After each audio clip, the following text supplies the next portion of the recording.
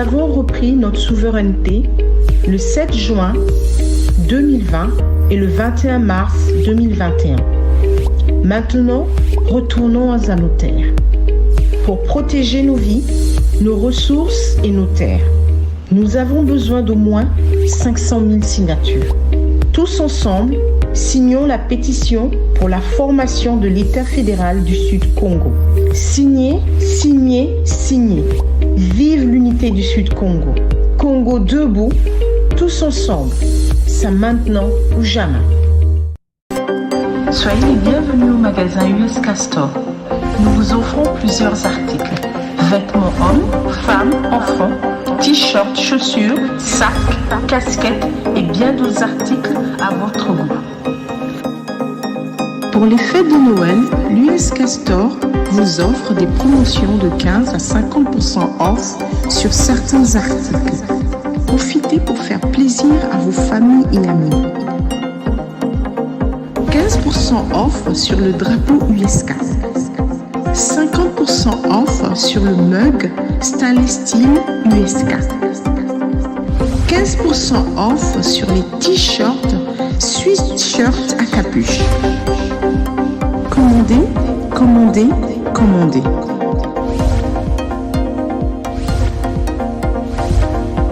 L'USK Store vous offre des promotions de 15 à 50% off sur certains articles. Pour les fêtes de Noël, pour soutenir l'unité du Sud Congo, commandez, commandez, commandez. Congo debout, tous ensemble, c'est maintenant ou jamais.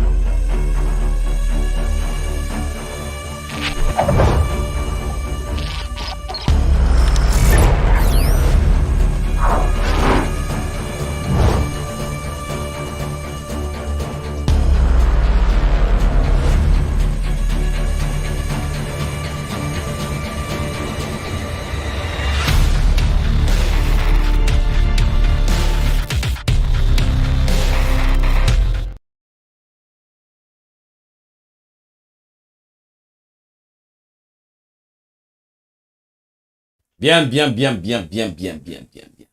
Donc, bonsoir, bonjour. Oh, I'm sorry. Sorry, welcome back to the show. This show is strictly from people that speak English to other countries like Kenya, United States, and all of the place. Basically, this show is dedicated to one of the biggest, strongest women in the world. We got Mrs. Kamala Harris and Oprah Winfrey and Linda Griffin. That's regarding all the women, all the struggle that are we going through in this world. Basically, it's the human cause right here.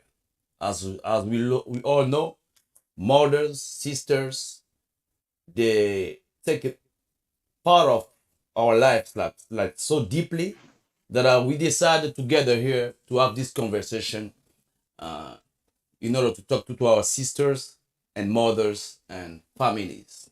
So please feel free to send this live or this video to make concern to other women. Feel free to share it. So in the meantime, I'm with Gervais. So that people that will speak French here, they know Gervais, GB. That's the movement of Congo Debout and Kongo Federation. So I'm going to introduce you to GB, Gervais and Berman. Each of them is going to start talking fluently. So Gervais, it's your turn. Go ahead. Thank you very much, my brother Jim. Thank you again for everything that you've been doing for our people and for your service to whatever needs to be done since the last 4 years. And I appreciate it of PSTV, this technological mastermind that you put, uh, in the hands of our people to help basically communicate the message. And I want to thank you and thank my brother, the leader of the state of Likumu and the state of Buenza, my brother Bernard Pongue is here with us. And of course, Ejim Kai, the one who actually is the owner of the channel, is also the leader of the state of Mpangala, which used to be Pool. And me, Jared Yongi, I'm the leader of the state of Nyaji. So we just want to tell you thank you again. Thanks to our people, the Congo people who been supporting this fight for many years now. And thank for all the communities, the international community, the diasporas who's had the opportunity to watch us for the past 4 years as we came together as the group name Congo Debout, which is basically Congo Stand Up, and for all this fight that we've been doing since then.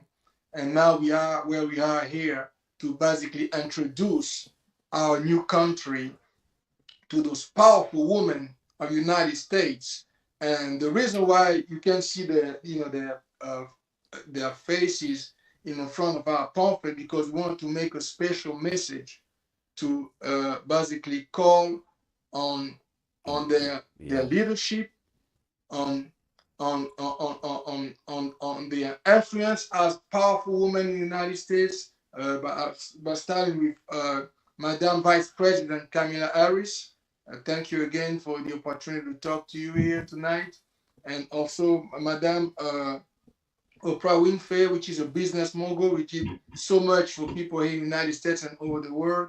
And of course, the third person is Madame Linda Thomas Greenfield, which is the ambassador of the United States in the United Nations. So this message is basically especially to kind of talk to them, to call out on what they might be able to use their influence to help us because we wanted to present them our people. And we came here with our people, basically authorization, our people's blessing to come uh, basically transfer that message to the higher power in the United States. And also, of course, we're going to talk about other politicians also in America that will have to basically uh, have them hear our message. But I wanted to first of all say Happy New Year to everybody. Happy New Year to our people who've been supporting this fight for many, many years now.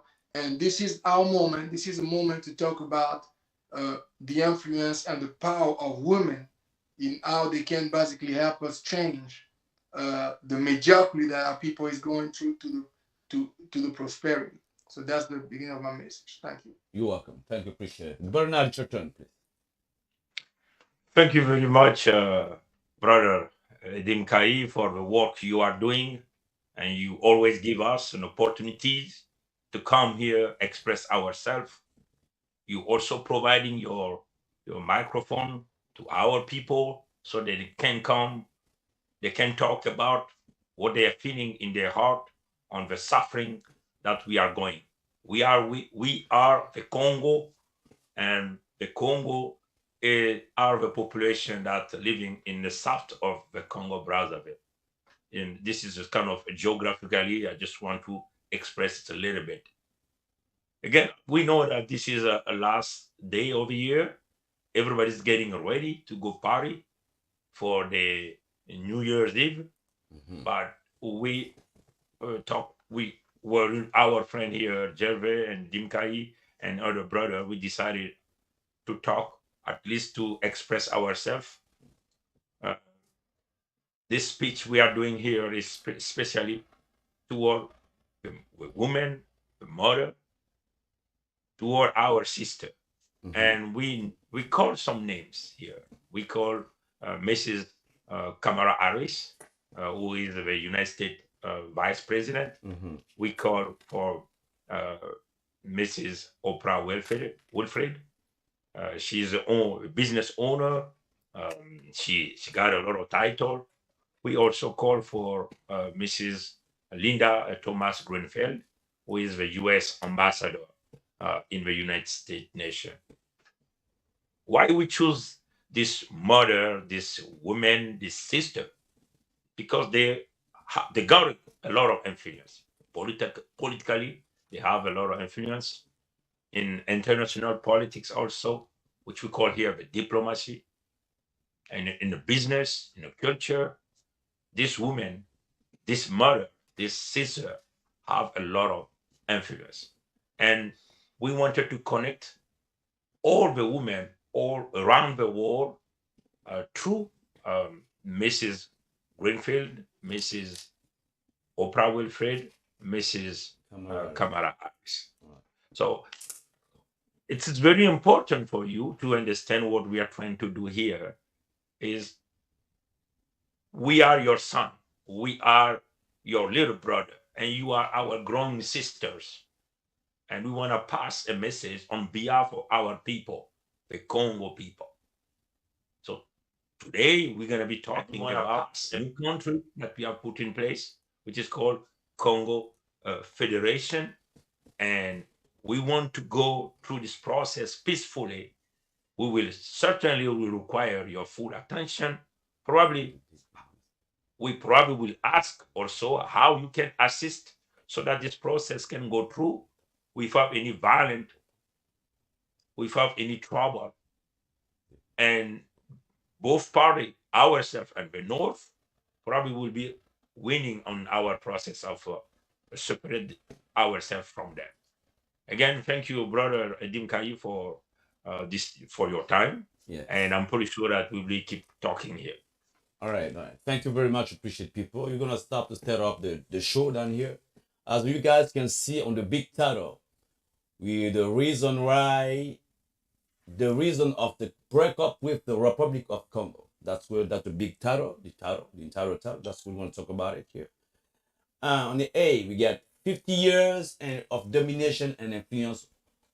One of the world's most ruthless dictator of Africa in Republic of Congo Brazzaville.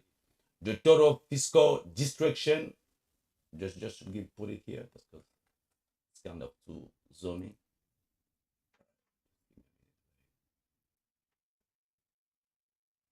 All right. The total, I cannot even see it. The total of economical destruction through corruption and stealing money of the future generation. On the C, we got human crisis through civil war and genocide. D, we got the process that brought to the creation of the Kongo Federation, the new country. Yes, that's right. That's what we're going to talk about here. New country, baby. So, I'm going to let you beginning the show here. Set up the line for everybody here, Gervais. And go ahead so we can start from this big title that we put in here. Okay, thank you very much to everybody. Let me just read again the big reason why we're here. And is the reason of the breakup with the Republic of Congo and the creation of the Kongo Federation. So basically, our appeal to the most powerful woman in the world that we have, called the names here, is for us to come in front of them and explain to you why it is that the Kongo Federation is separating itself from what used to be the Republic of Congo, which is basically the south part of what used to be the Republic of Congo. So the first topic that we're going to discuss, we put in topic A, 50 years of domination and influence of one of the world's most ruthless last dictators of Africa in Republic of Congo. So that's the first topic. So I wanted to just read that again and basically tell you that our people have been going through hell for the past 50 years. We have been in the Republic of Congo, led by Mr. Denis Sassou Nguesso since the 1979. This man came into the halls of power since 1979. As I'm speaking to you in 2001, 2021, he still called himself the president of Republic of Congo. So just think about it, just to introduce you the big picture. This man got into politics and military power since 1979. We are in 2021, going on 2022 tomorrow. This man who declared himself, let me be clear, he declared himself, it means that he never been put there or voted by our people.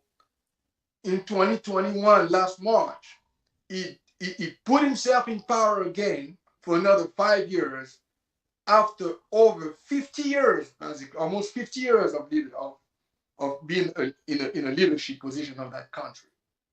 So we're here tonight to discuss and to present to those big sisters, to those mothers, to those women of influence and intellect, to those women who have accomplished so much for a younger generation like us, to those women who have reshaped the history of the world.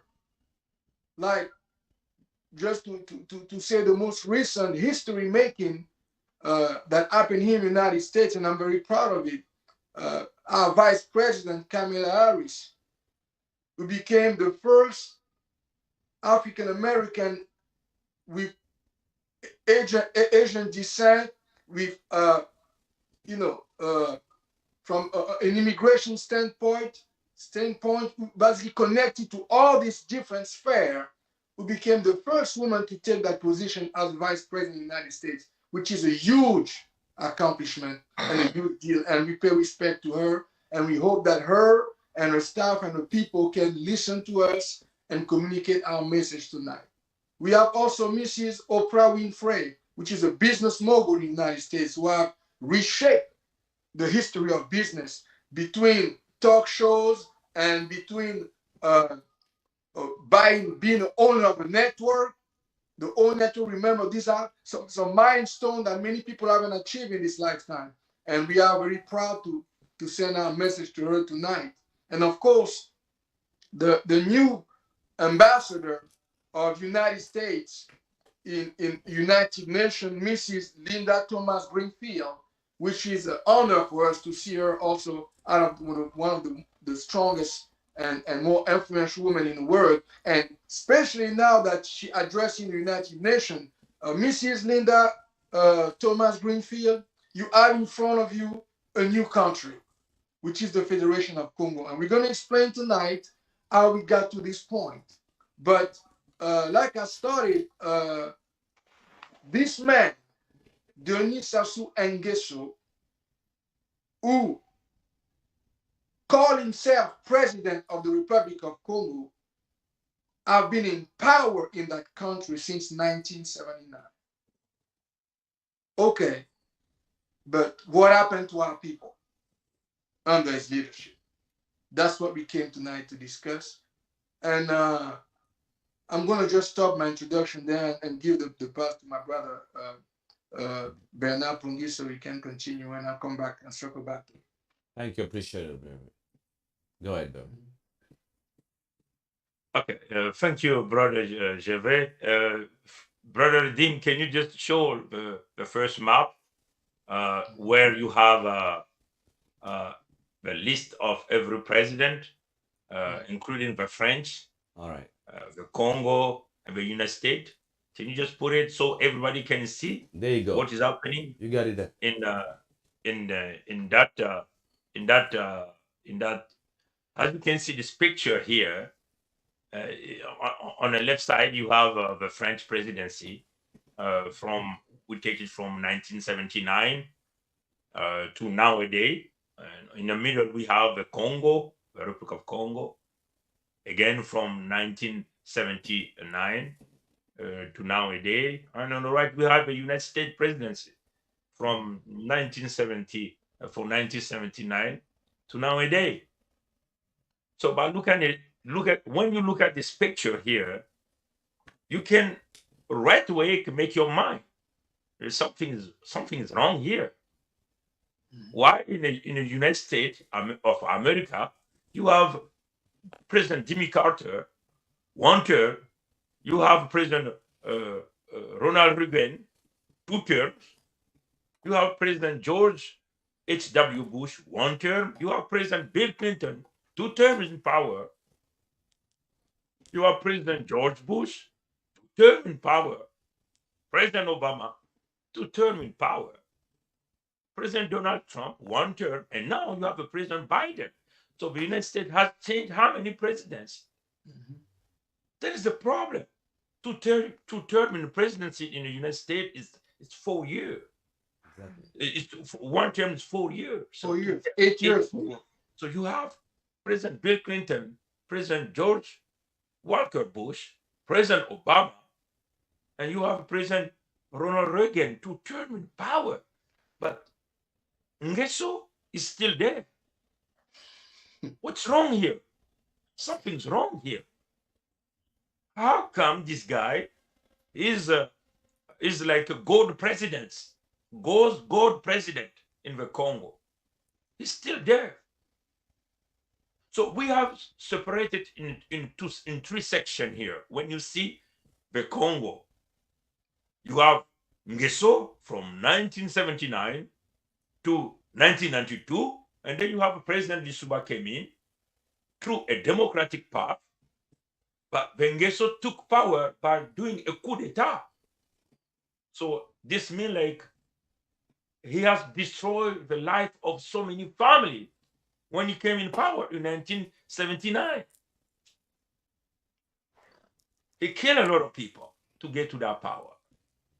He has run for rule the country for 13 years under a dictatorship where you have all kind of human rights abuse, corruption, Exactly. money laundering.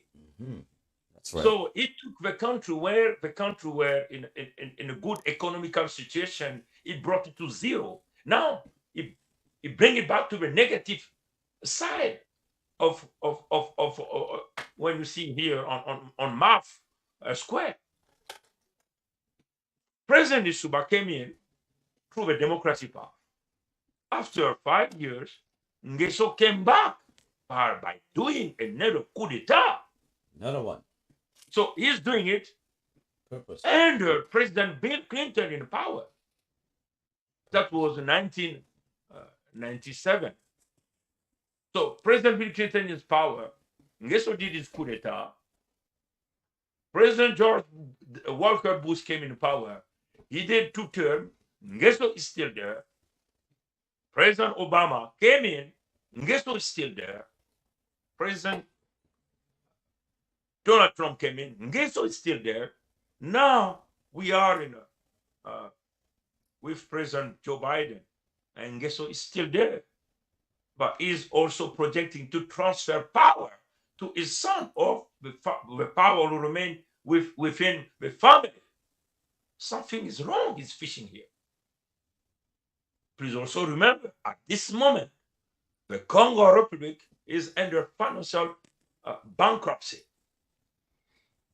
I have read a recent a report through the State Department related to human rights violation, and I'm pretty sure that the U.S. Congress did receive the last report, which is the 2020, right? The last report, and that report was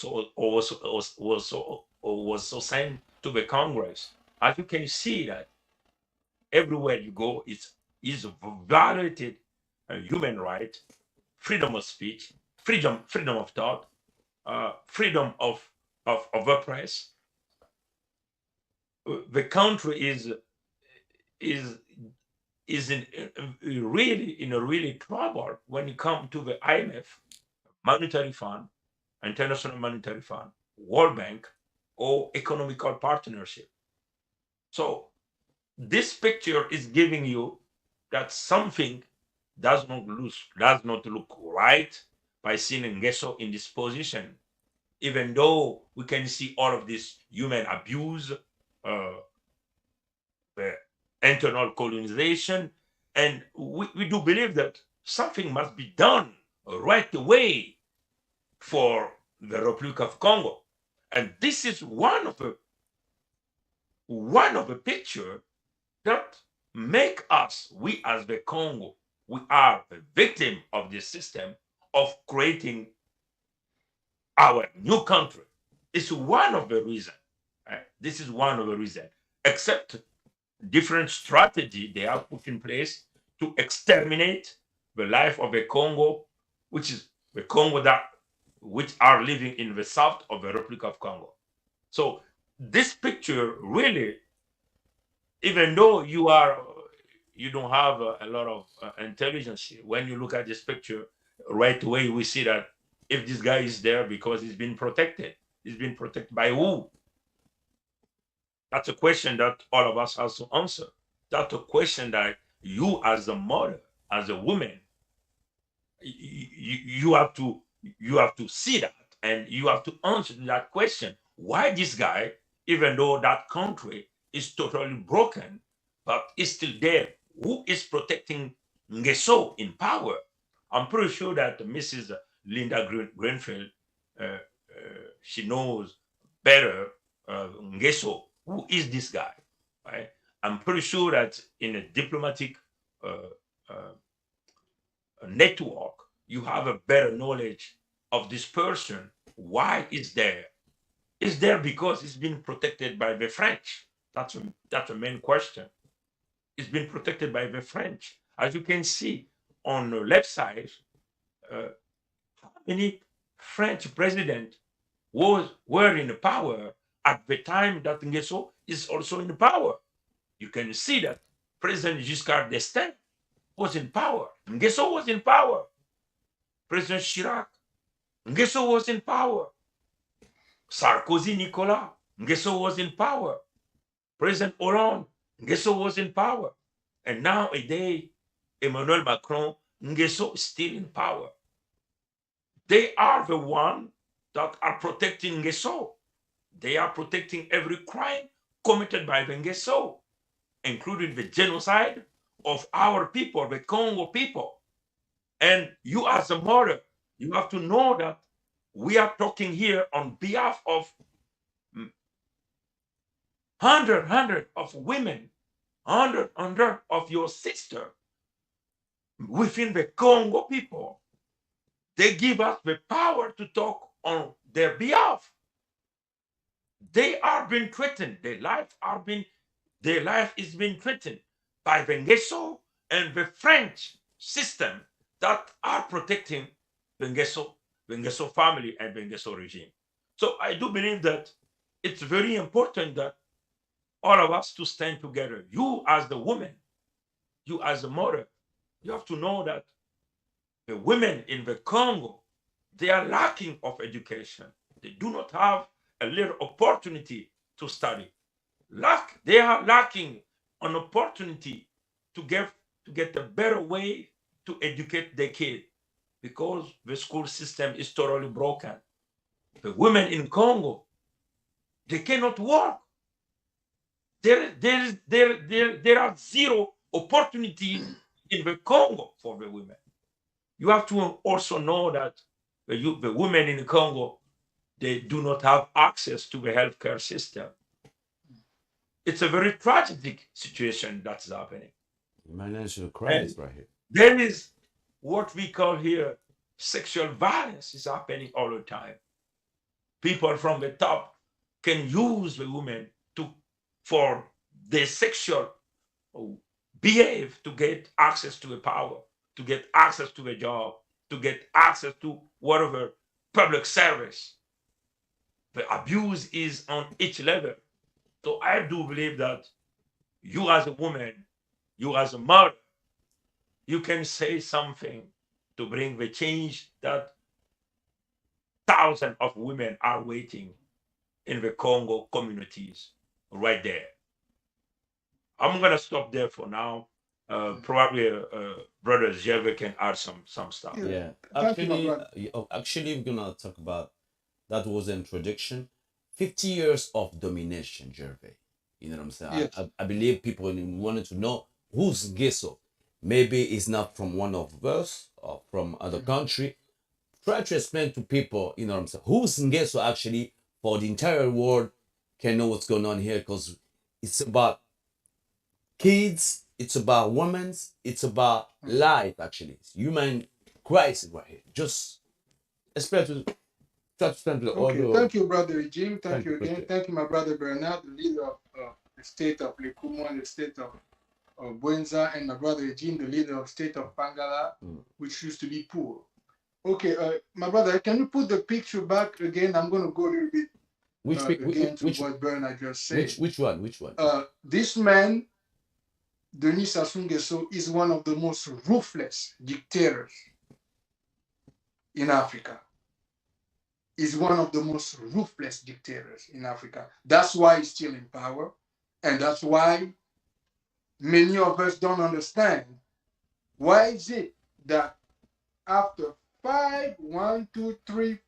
6 French presidents, this man who has destroyed life of thousands of people from the land of Congo, still in power? You have had 6 French presidents, and between his first term in power under the dictatorship, the first 13 years, and then we had some democracy. The president Pascal Issouba was put in power by people. After we went to a democratic process, he won, and then Mr. Denis Sassou Nguesso came back, started another war in 1997, and took power again.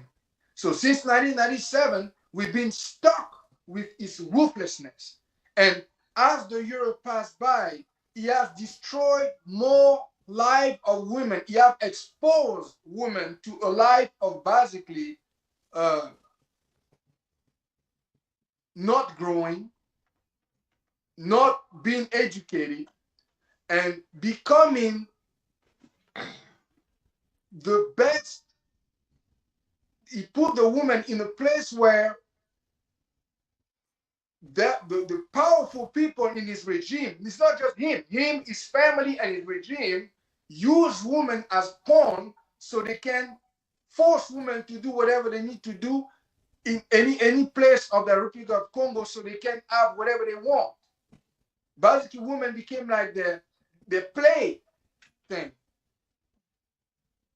And it's sad to say, we don't count how many rape situations to the 2 civil wars and the genocide that country went through, is thousands of lives destroyed, many women traumatized. This is the reason why we chose tonight to speak to those 3 powerful women of the United States first, so we can present them the state of our people, of the pain that has been inflicted by this man regime and his leadership and his political party, PCT, and his children. Because now he has his children in power for the past 20 to 25 years who control almost all the economy.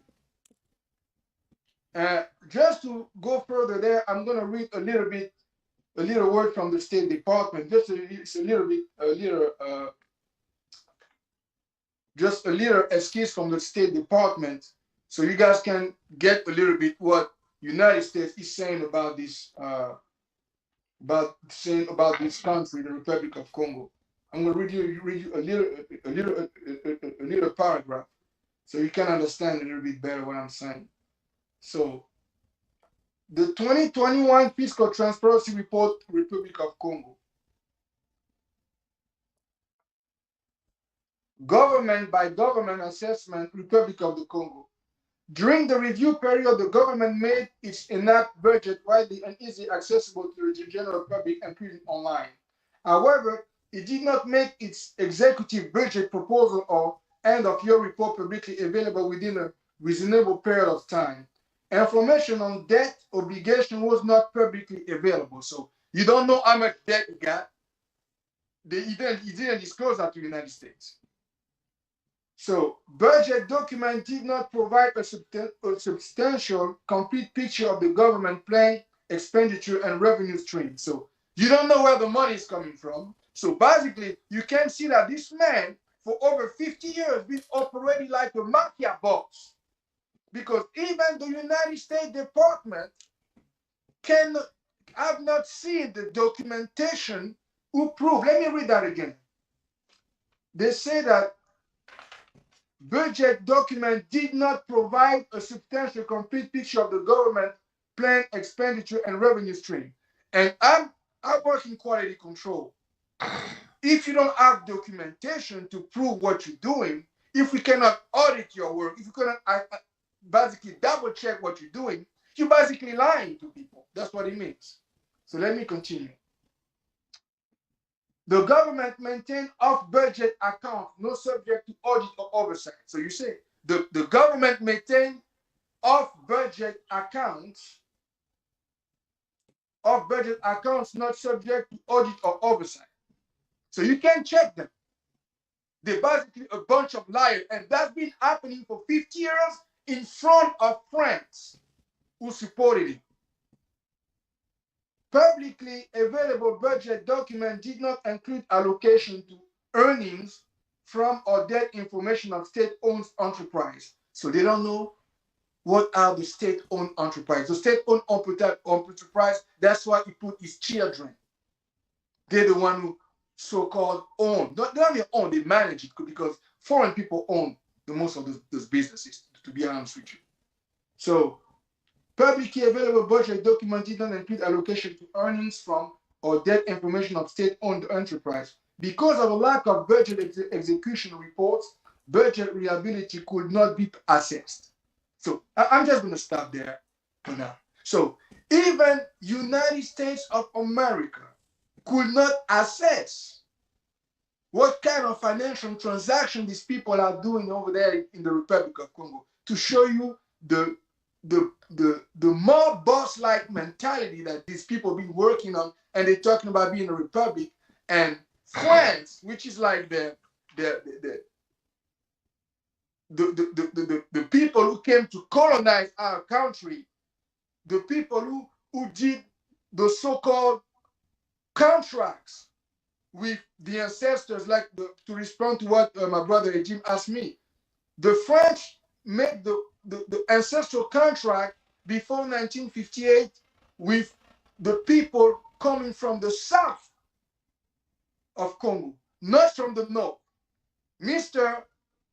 Denis Sassou Nguesso is somebody from the north, which ancestor never signed any contract with the colonizer, which used to be France. I mean, they still live in this. They pick him as the leader of the Republic of Congo, and they stand by him for over 50 years, and he put us in a chaos that we live in today, which destroy life of our people. But just to get to that process, that question that my brother Jim asked me, the original contracts with France, or we say now, and white folks who came to colonize our people, never been signed with people coming from the north of Congo. They've been signed with ancestors from the south. The first contract. And when they came to create that country that they call today Republic of Congo, and they got those contracts too, in 1958, 1959, they created the Republic of Congo that all of you know. Again, those contracts was based on the natural resources and the land that stand in where is the Federation Congo today, which is our people's land and our people's resources that God gave us. So these guys who came from the north, that France supporting for over 50 years, put him in power,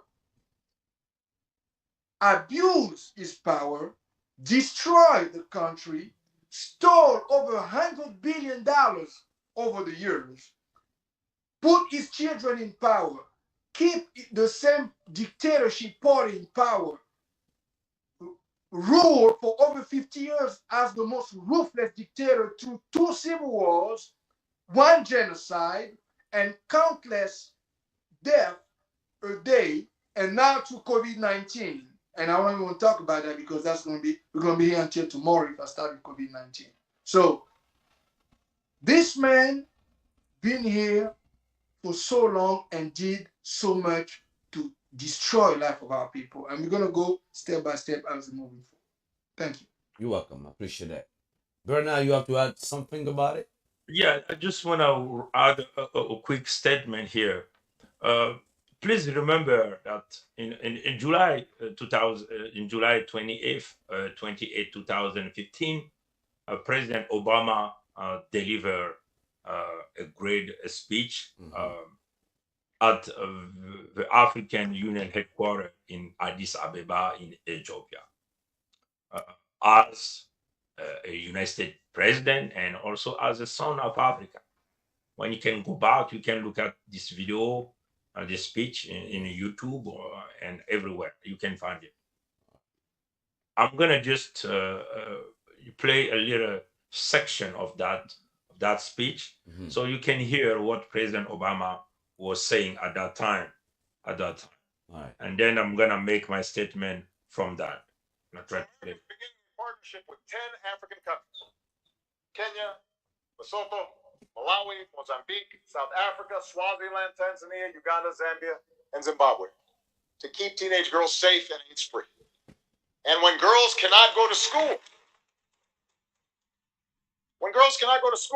and grow up not knowing how to read or write,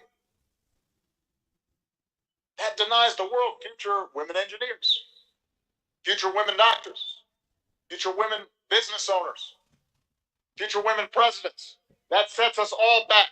That's a bad tradition, not providing our girls the same education as our sons. I was saying in Kenya, nobody would put out a football team and then just play half the team. You'd lose. The same is true when it comes to getting everybody an education. You can't leave half the team off, our young women. So as part of America's support for the education and the health of our daughters, my wife, Michelle, is helping to lead a global campaign, including a new effort in Tanzania and Malawi, with a simple message: let girls learn.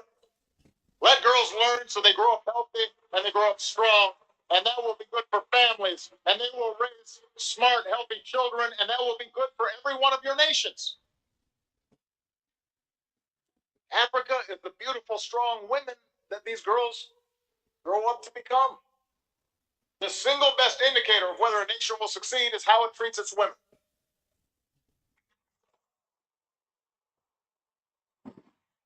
When women have health care and women have education, families are stronger, communities are more prosperous, children do better in school, nations are more prosperous.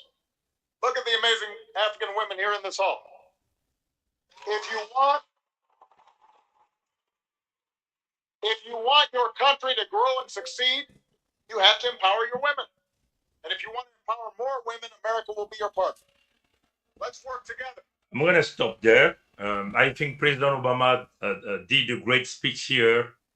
He talks about the women, and today we are talking to our mom, our sisters, on what is the situation of the Congo people on that entity that we call the Republic of Congo, and the 50 years of rule of a dictator, Sassou Nguesso. What is the situation of the women?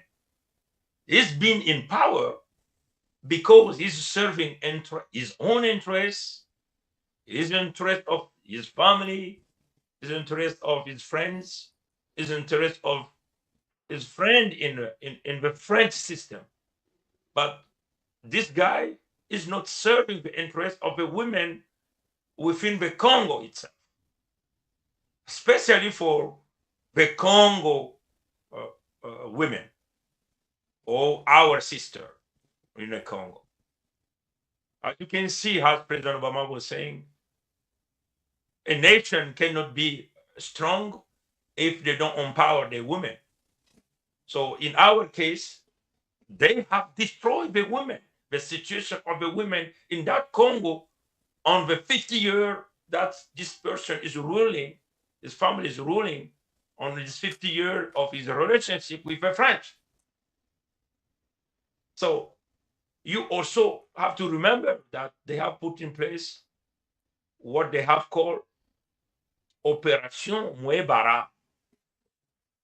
It's a secret, the military secret, the military plan, very secret they put in place to destroy the Congo, which is the owner of the land, the owner of the natural resources.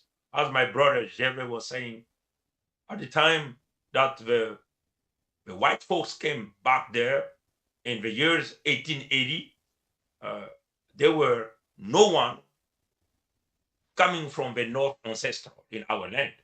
So we are the descendants, the owner of the land, the South, the owner of the natural resources. On the secret they prepare, signed by Sassou Nguesso, under the approbation of the French leadership, they decided to destroy the women education.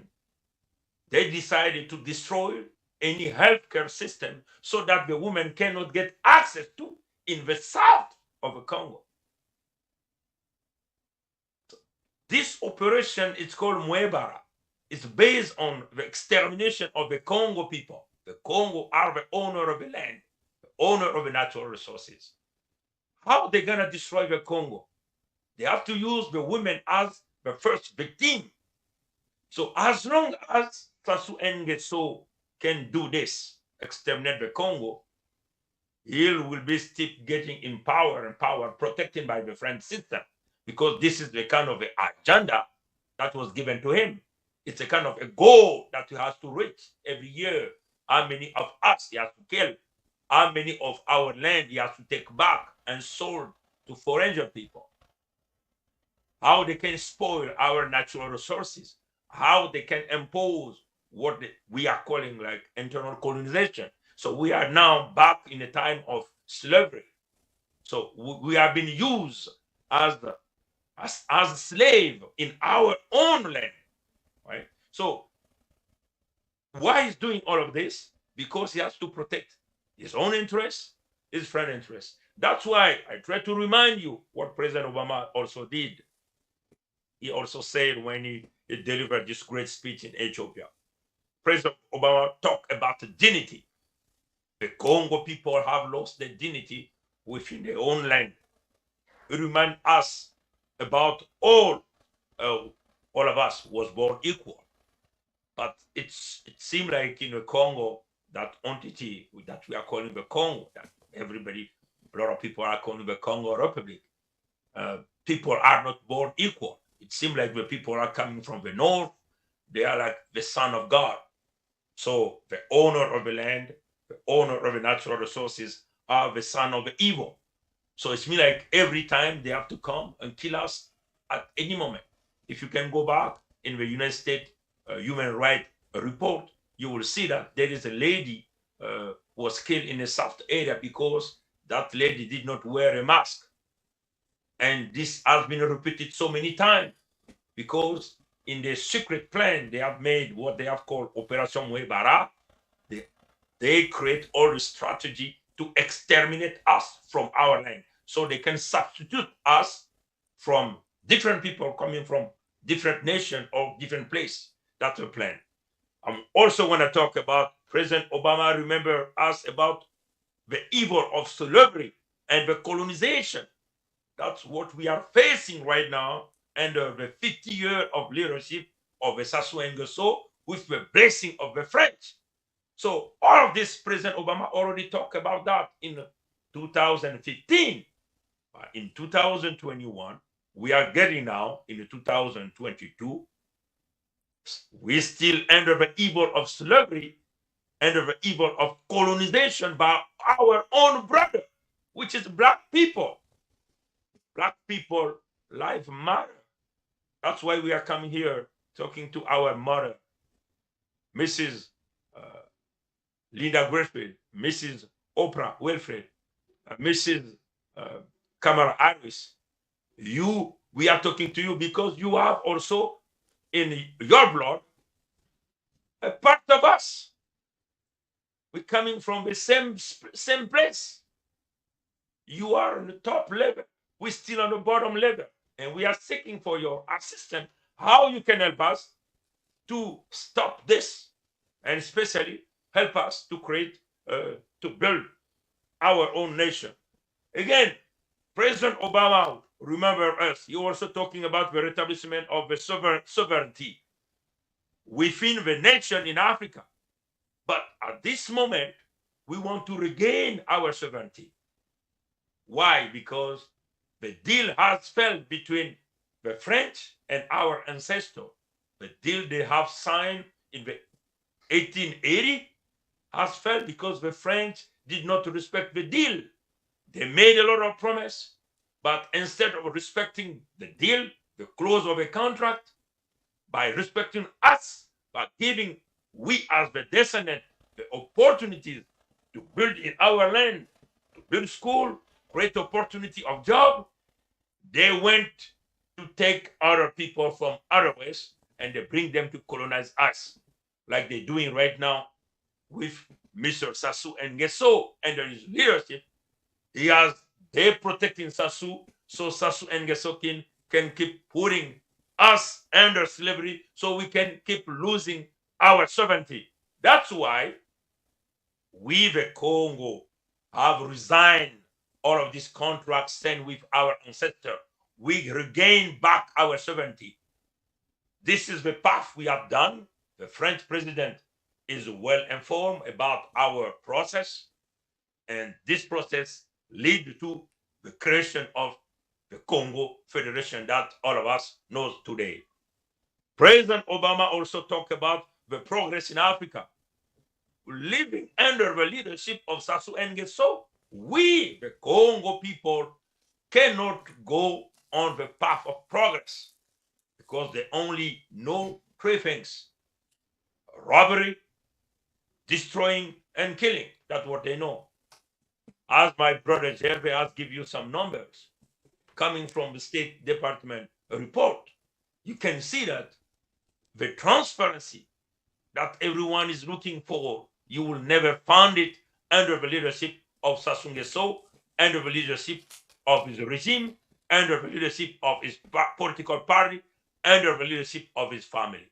That's why the Congo, by our own culture, we have decided to create our own state, our own nation, so we can build for the future of our children. We can build for the women, provide opportunities, equal opportunity between the men and women in the new nation. Because at this moment, you will never find that equality with the Sassou Nguesso regime. I'm going to be probably stop from here. I'm going to just let, if my brother Gervais has a other statement to add on. I probably can say also that President Obama also was talking about to have strong institution instead of a strong man. As you can see that here you have a person who is a very powerful man, strong man, instead of having institution. That's why it's been there for more than 50 years and it's been blessed by the French system.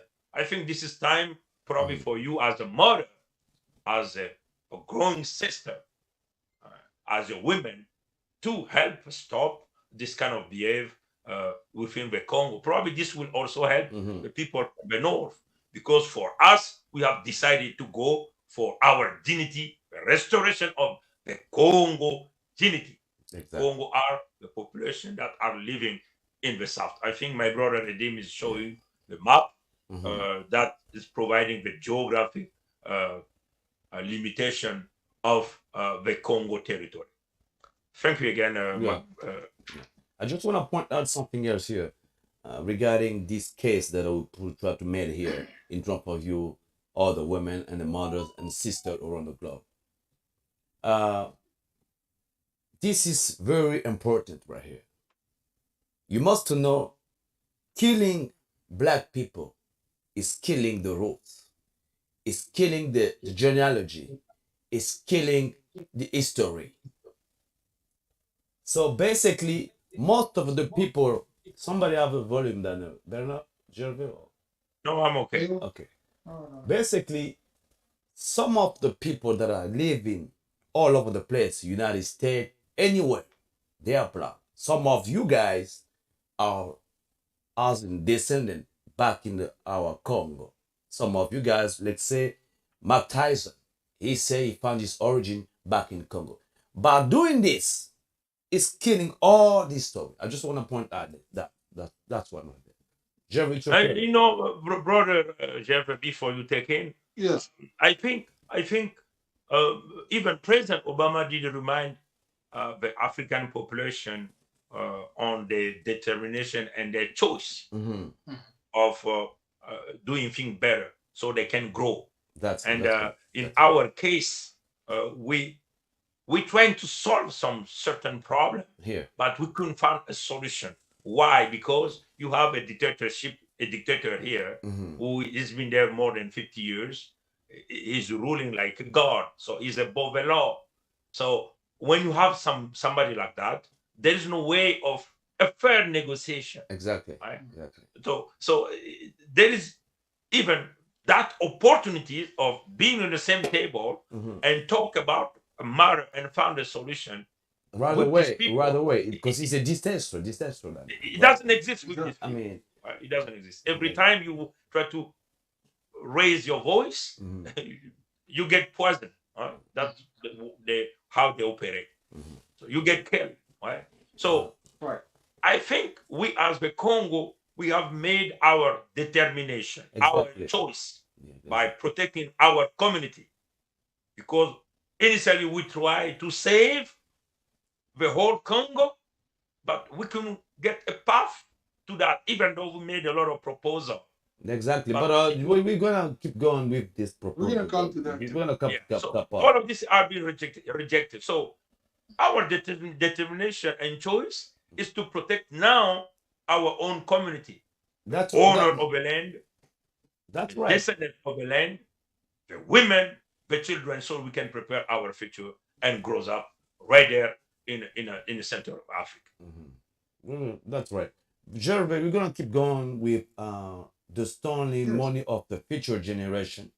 That part we need to cover that too, so people can understand I mean, I don't have any word for that. Just I'm going to, like I said, I'm going to try to talk on the point B, which is the total fiscal and economical destruction through corruption and stolen money of the future generation. I'm going to read a little bit here from the 2021 Index of Economic Freedom. We talk about the Republic of Congo. I'm going to read a little bit, and we're going to keep going just for you to see. Okay. The Republic of Congo's economy freedom score is 50.7, making its economy the 156th freest in the 2021 index. The Republic of Congo economy is the 156th fifth in the 2021 index. My God. Its overall score has increased by 8.9 points, primarily because of the huge improvement in fiscal health. The Republic of the Congo is ranked 37th among 47 countries in sub-Saharan African region. 37 of 47 in sub-Saharan African region, and its overall score is below the regional and world average. Its overall score, I just want you to hear me right here. Its overall score is below the regional and world average. Although Congo's economy moved up this year, it had been in the ranks of the economical repressed for nearly a quarter of a century. Let me repeat that. Although Congo's economy moved up this year, it has been in the ranks of the economical repressed for nearly a quarter of a century, basically 25 years. A quarter of a century is about what, 25 years?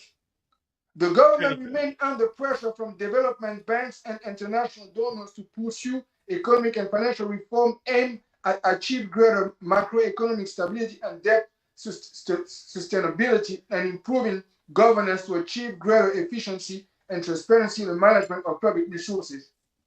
So you can see here, I just wanted to read this little skit just to let you know that you can see here that is one of the worst economical country in the world, the Republic of Congo. And it's the reason why it's like that. Because his leadership, his family, his regime, his political party, PCT, have stole more money that we can count. And his son that is preparing for the future, his name is Christel Nguesso. We call him Christel, the biggest storer of my generation, Nguesso, because between him and his father, they have took away from our people, especially from the south where the original Congo people are, Congo with K, and the resources, the natural resources are, they took over $100 billion that we cannot account for. The money of the future generation is gone. There is no social security. The people who have worked all their life to go in retirement are not paid for 2 to 3 years. So this man who pretends to be the president of the Republic of Congo don't pay his retiree for 2 years. He doesn't pay salary sometimes 1 year or 2 years in a row. He doesn't pay student, how you call this? Student support for those young kids that they send overseas. He doesn't pay them for 2 to 3 years in a row. So where all the money go for?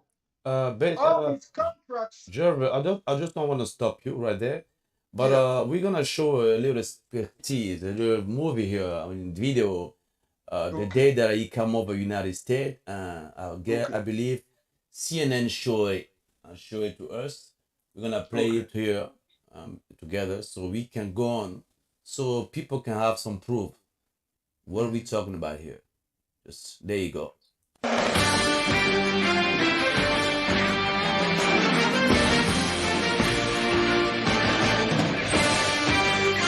And the president of one of Africa's poorest countries spent $400,000 on hotel bills in 2 short visits to New York last year.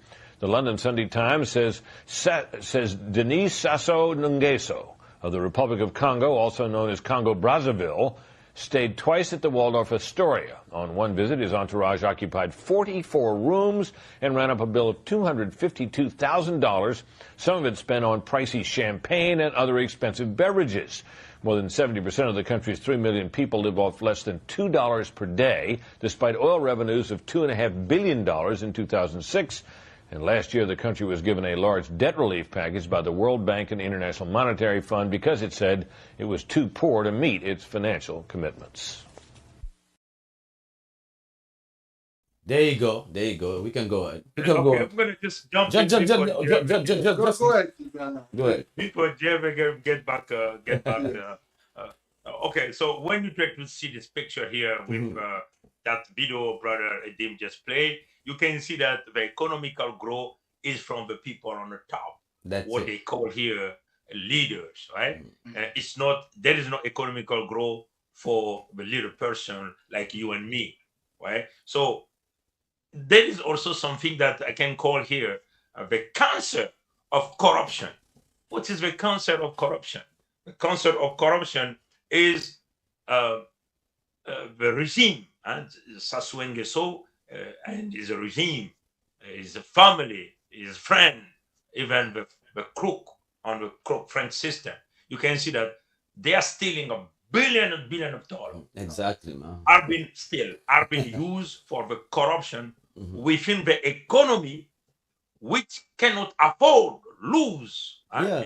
That type of economy we have in Congo cannot afford to lose $1 billion related to the corruption, because that money can be used for different way, creating job, building school, building hospital, creating opportunities for the women to work, right?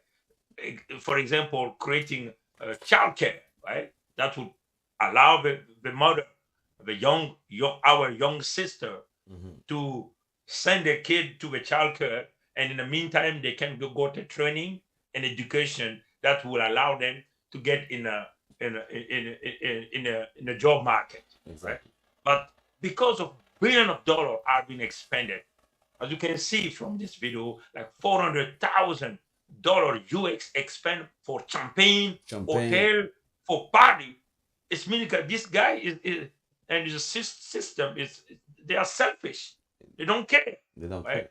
Well, I believe people didn't even hear what's going on here.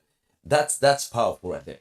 We're gonna replay back that video, and Gervais, you're gonna come back into it, because that's like war here. I think. Let me just play that again. What is it? There you go. No. That's a economical scan. There you go. Right here.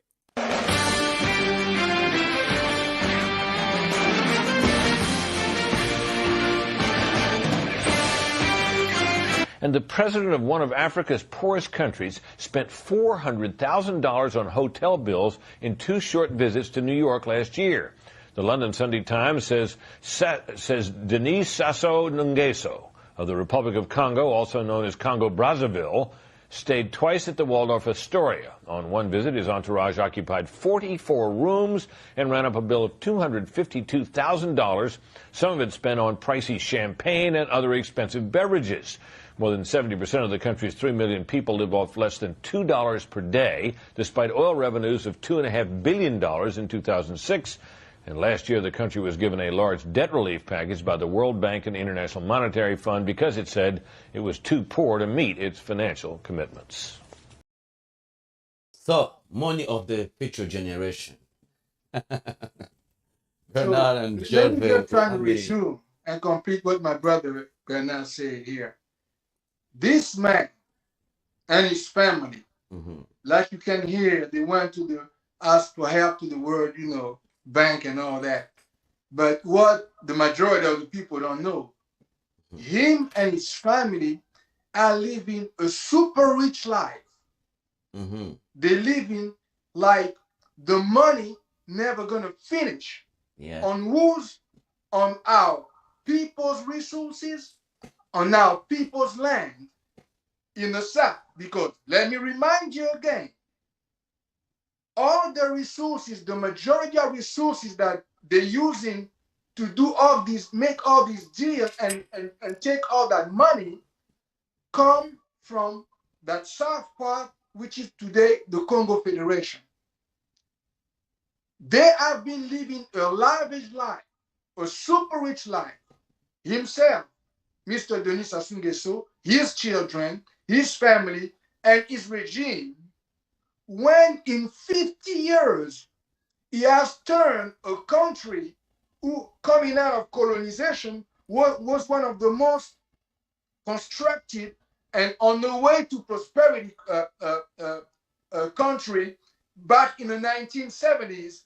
He has turned this country to one of the poorest, broken, no electricity 24 hours, no water 24 hours, no food. People eat maybe if they're lucky 1 time a day, if they're lucky.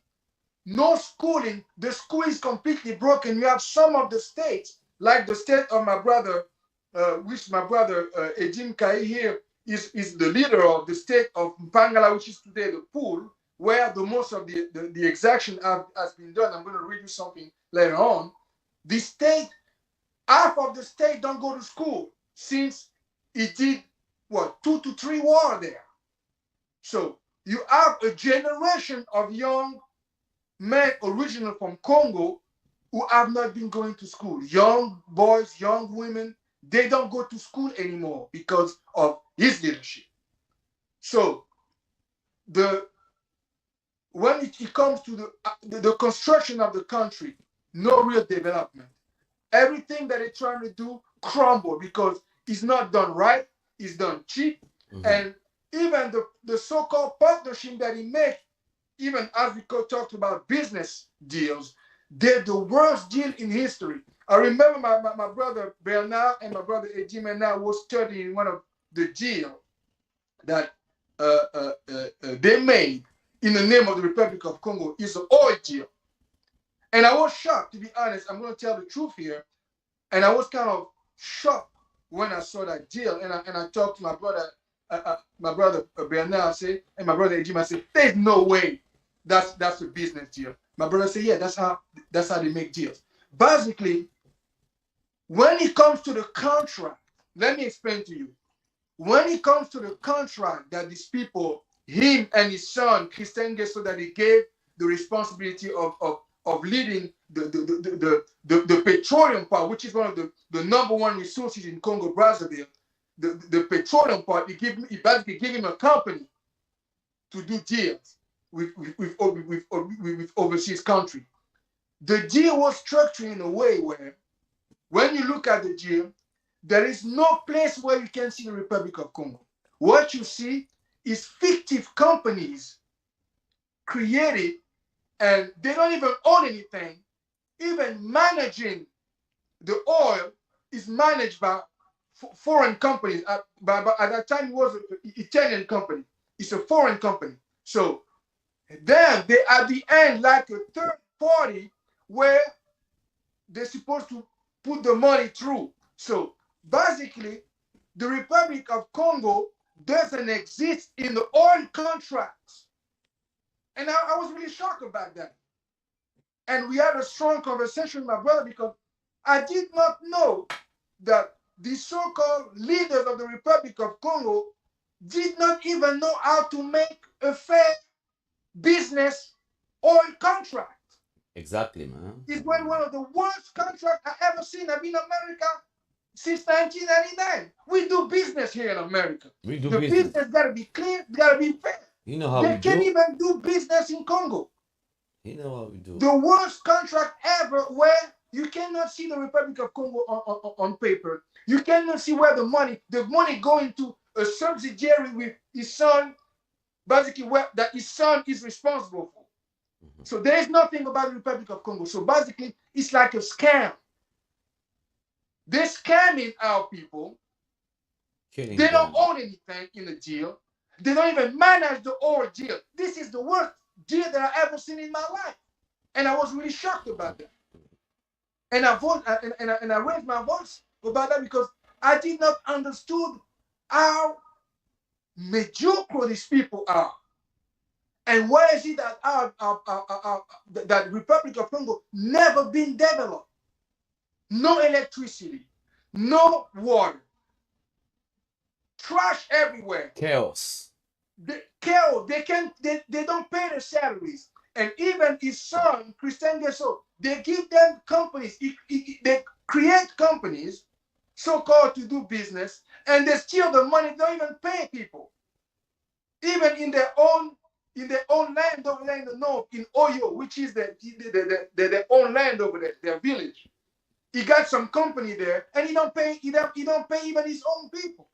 So all the money stay up, billions of dollars. And they come to the World Bank, cry that they poor, when him and his family have billions of dollars stuck in overseas accounts. Bernard, I think you can talk about all this. Yeah, I guess Bernard gonna jump out of that, and then we're gonna go to humanitarian crisis through civil war and genocide, and then we're gonna go to the process through the creation of. So we're going a little bit further. So I'm gonna just quickly jump on it. Here we have an economy that is based on oil resources, and you have a family of Sassou Nguesso and his friend, they are running this business. The oil industry represents about 90% of the Republic of Congo revenue. But the money, all the revenue generated by the Congo Republic are being stolen by the Sassou Nguesso, especially his son that will be running, that was running this business for more than, I think, 70 years, I believe. Right? He was running this business. So 17, I guess. 17. yeah, so it's very difficult for this type of economy to grow when you have every money that you are making are being stolen by the Sassou Nguesso family. But the worst thing on that is this guy can keep traveling everywhere, buying goods, buying property everywhere, and there is no like an international rule of law that can stop. Don't even forget, he have some problem with justice in the United States, but in Florida, Exactly. For example, you remember that he has I think the court in Miami has seized the houses that he brought by using money laundering, corruption, using different passport, and the court has demonstrated that he's been using parallel company that he create within the National Petroleum Company that belonged to the Republic of Congo. He created his own company. Yeah. He even was using his Yahoo email address to ask for the transfer of the money from the National Petroleum Company to his little parallel company, right? And all of this have been retraced within the court document that we receive, and that document is in the public, and these people can buy property everywhere.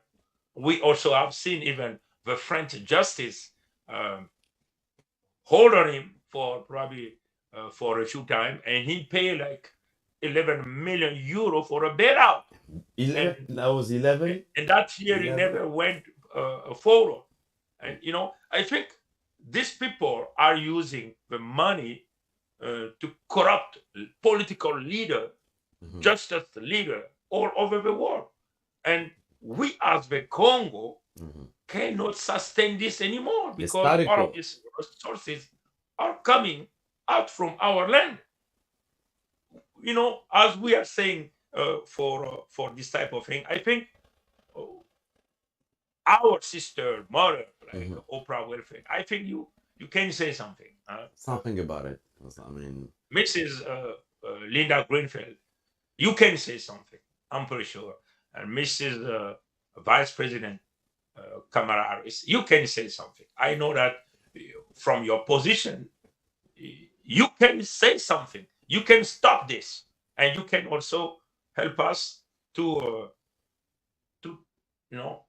stop all of these crooks, criminal system, and take them to the jail, to the right court, because as you know, there's no justice in the Republic of Congo. The justice belong to them. The police belong to them. The army belong to them. Yeah, exactly. It's a mafia system. So the only way we can stop that is different country has to stand up forward. Because please remember that this kind of man right here, we're talking about a dangerous human being in this earth, actually, because he's destroys life, but he also stopped the journalism for other people. So therefore, we're gonna jump up with the process through the humanist crisis right here, civil war to civil war, the humanitarian crisis. So we're gonna jump it up on that. Yeah, I'm gonna quickly talk a few words on that. There is an emergency for humanitarian right there in the south of Congo, especially. This is only for the population that called Congo, Congo with a K. Why? Because the Sassou Nguesso, as I said before, they have put in place a secret plan. The secret plan is based on extermination of the population that is living in the area where there is a lot of natural resources. So this is the Aboriginal people, the autochthon people. No, Which is we us. are the descendant of Congo. That's right. Land belong to The us. descendant of the But original. with the blessing of God, those land are rich. We can say that. But in their plan, because he's been in power, he made his a legacy on stealing money. He's now planning to kick the people out of that land where you can find all of the natural resources, raw material, wood, whatever natural resources you know. So now, on the plan he have made, he have given a recommendation. Even if you are a Congo, you go to any existing hospital, right? Between bracket, I'm calling it existing hospital. The doctor have a recommendation to inject you some poison to kill you. As you can see, like if you can do your own investigation, you will find out that the rate of death in the south of Congo Very high. has significantly increases. Like you have like hospital are generate 200 deaths per day. That's a lot. That's a problem there. Right? Except that is poisoning water. As you know that we are surrounded by a river. So he's poisoning the river to eliminate a maximum of the Congo people. Because most of people, there is no clean drink water coming from the tap. The people drink water coming from the river. So he's poisoning the river. He's cutting trees. You know, all of his fruit trees, you know, orange trees. He's cutting all of them to starve the people. Right? This is the techniques that's been using to right away eliminate the people. Don't even forget. And he also has put in place sexual violence to the young ladies, even to our mother there back home. And all of this is happening only in the south. Right now, he has brought in place a different strategy. He's now starting to sell our land. He's selling our land. We have seen even the Rwanda is now involved. Even Rwanda want to come. What is very bizarre. It is like the Rwanda President Kagame is claiming a genocide that happened to his country, but now he's trying to support the son of Sasu. Is because the son of Sasu are giving our land, the Congo land, to Rwanda, and this is not fair. I do believe that you, as our sister, Mrs. Grunfeld, you have part of our blood in you as an African descendant. Mrs. Oprah Wilfred, I'm pretty sure you have our blood too as an African descendant. Mrs. Mrs. Kamala Harris, you also have a part of our blood too. No, I think you can intervene here to talk to President Kagame and to stop this, because they want to kick the Congo, the owner of the land, out of the land. Killing They're them. selling our land. Basically, what they're trying to do, they want to make it disappear, actually. They want to erase this. Yeah. So the strategy is to, they want to kick us out of land or exterminate us. That's the main plan. And also you can see at which rate they're taking our natural resources. That's why we are calling here, there is an emergency related to humanitarian action here. We will require a humanitarian action to protect the people, the Congo people, because they are facing extermination, to protect the land of the Congo. And we want to protect our natural resources, because it's from the natural resources we're going to try to grow. We're going to try to help our kids. We're going to try to build a structure, create job for the women, for the kid, for our future. We want to restore our dignity. That's why we, as the member of the Congo Council, we decided to come here to talk to you right straight in English and to ask for your attention to resolve this matter. And so It's an emergency. Our action also here is to build what we call here our new country, which is already created, that we are constructed right now.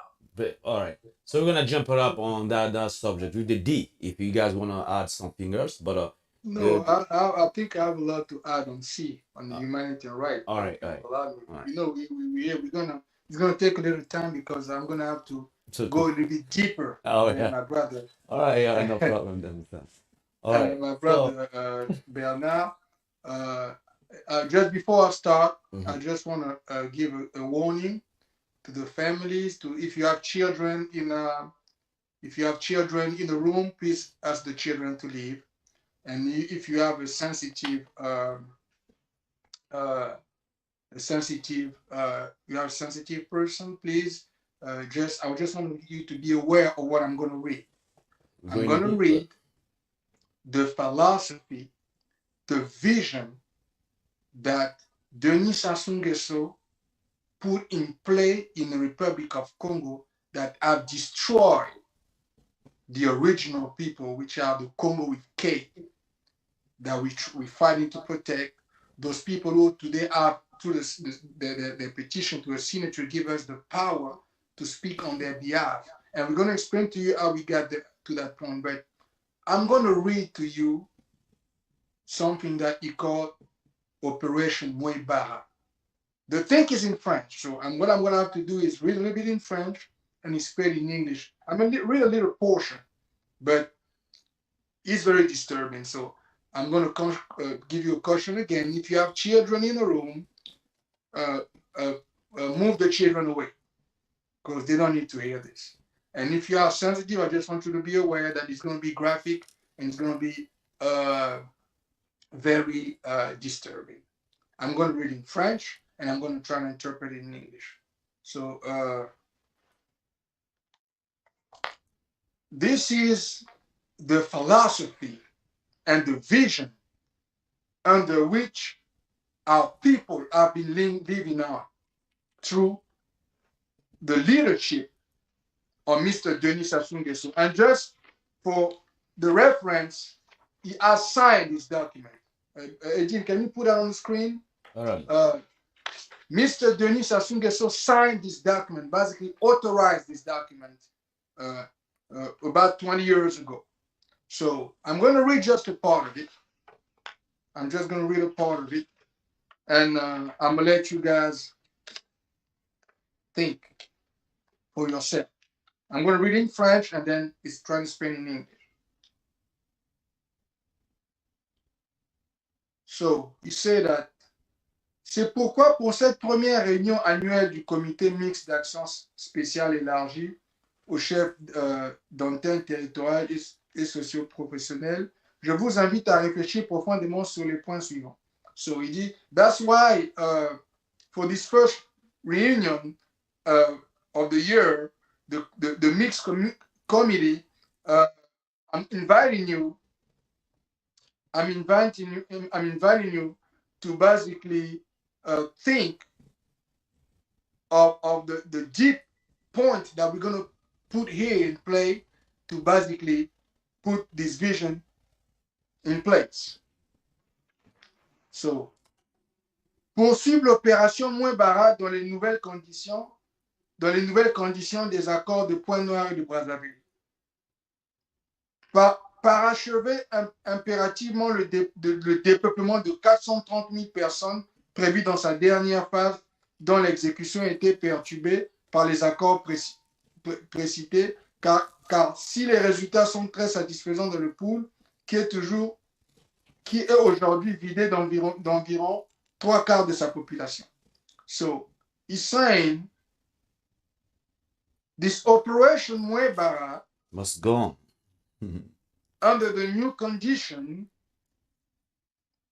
made in Pointe-Noire and Brazzaville, we must Go on. finish, basically erase 430,000 people. That's the target of their last phase of execution.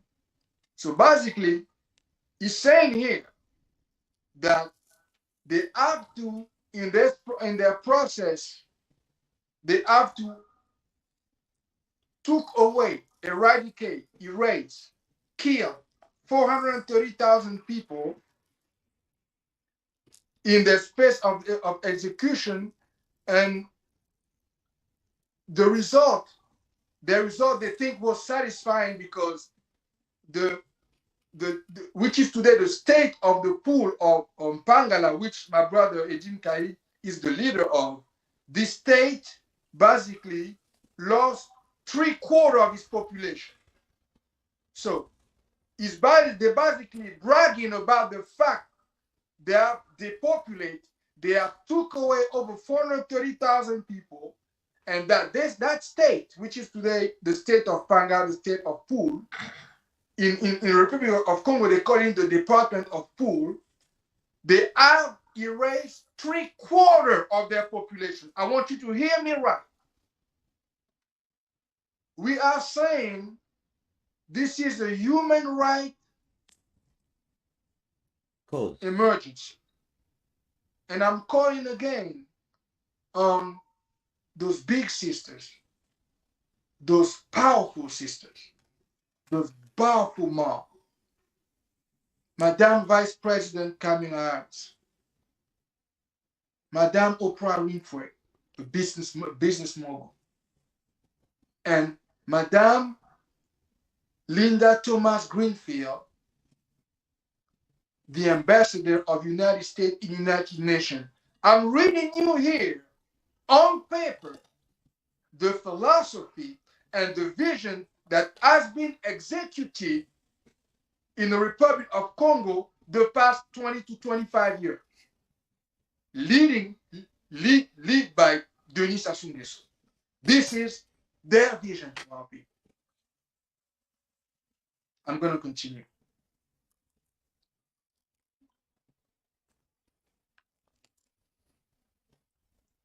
Poursuivre l'opération Mouébara dans les nouvelles conditions des accords de Pointe-Noire et Brazzaville, parachever impérativement le déploiement de 430 000 personnes prévues dans sa dernière phase, dont l'exécution a été perturbée par les accords précipités, car si les résultats sont très satisfaisants dans le pool, qui est aujourd'hui vidé d'environ 3/4 de sa population, il reste cependant très modeste pour les autres régions ciblées. So, he's saying that as they have achieved the results of taking away 3/4 of the population of which is today the state of Mpangala, the state of Pool, but what they have targeted in the other state, like my state, the state of Nyadji, or the two states that my brother Bernard Pungi is responsible, the state of Buenza and the state of Lekumu, and the fifth state, which is actually a kingdom, the kingdom of Mwango, where our two kings are the leader of King Chika Zinga the first and King Makoso the fifth.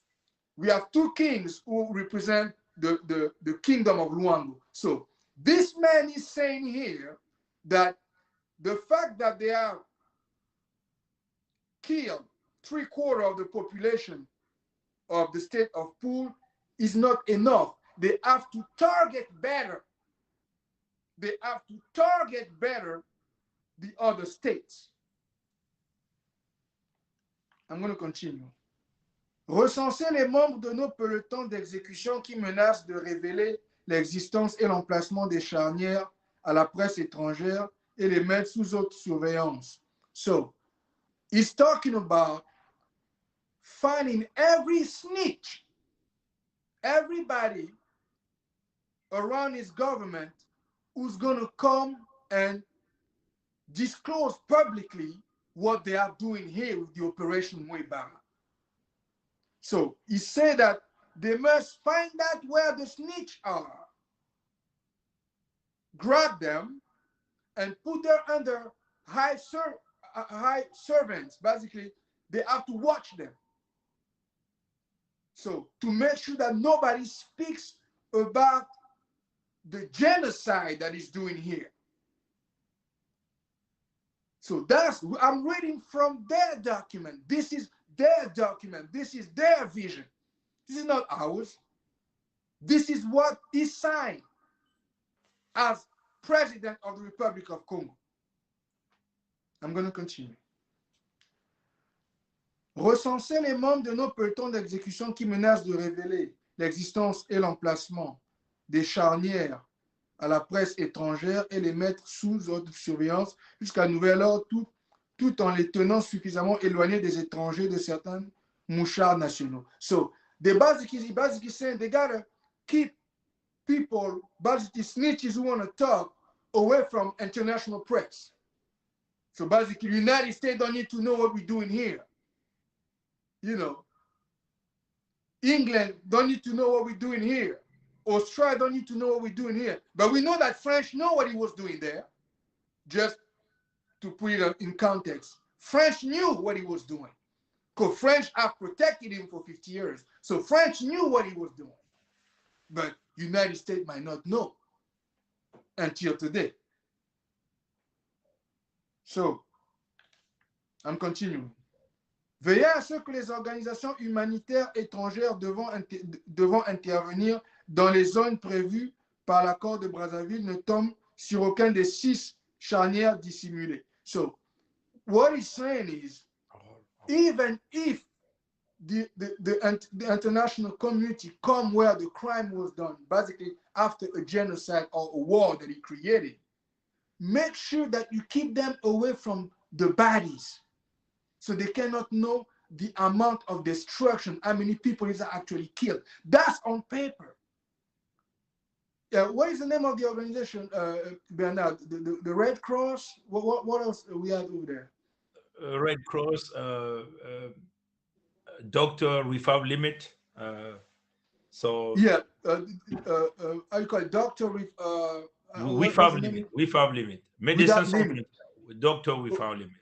Okay, Doctor Without Limit. So those doctors who basically go all over the world to help, you know, medically, or those poor African countries. He's saying in his document, he wants his people to keep the doctors away from basically the people that is killed and he destroyed. Basically, if he bombarded a place, he don't want them to know what the account of death is. So that's why we're saying that it's worse than what you think or what you think you knew. This is from their own document. So basically, he's keeping the Red Cross away. He's keeping all these international organizations who like to come in Africa and help out, keep them away for the damage that he has done to those people. And the majority of those victims are from our states in the south, of which is already the Kongo Federation. So it's a reason why we created that country, because we knew that the destruction was so heavy that the only way to get our people out of his hand was to separate ourselves completely from their leadership. But let me continue.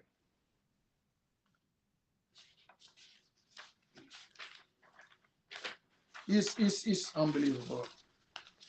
Unbelievable. It's amazing. Préparer la tenue d'un séminaire de sensibilisation sur le thème « Le pouvoir ou la mort ». So he asked his people to prepare a seminar on the theme power or death. So his vision for the Republic of Congo, his mindset for the Republic of Congo, his philosophy for the Republic of Congo is 2 things. Power, we stay in power, or we kill everybody that don't want us to stay in power. It's on paper, ladies and gentlemen. Madam Vice President Kamala Harris, Mrs. Oprah Winfrey. This is the word put on paper by the leader of the Republic of Congo, who's saying also to Mrs. Linda Thomas Greenfield, the ambassador of the United States in the United Nations. This is what Denis Sassou Nguesso and people are put on paper. He's saying that the seminar is power or death to those who don't let us stay in power. This is what the mindset that he put in that country. I'm going to continue. Préparer la tenue d'un séminaire de sensibilisation sur le thème « Le pouvoir ou la mort », auquel devront participer tous nos hommes les plus fidèles et après à occuper un poste de responsabilité dans l'armée, la police, l'administration territoriale.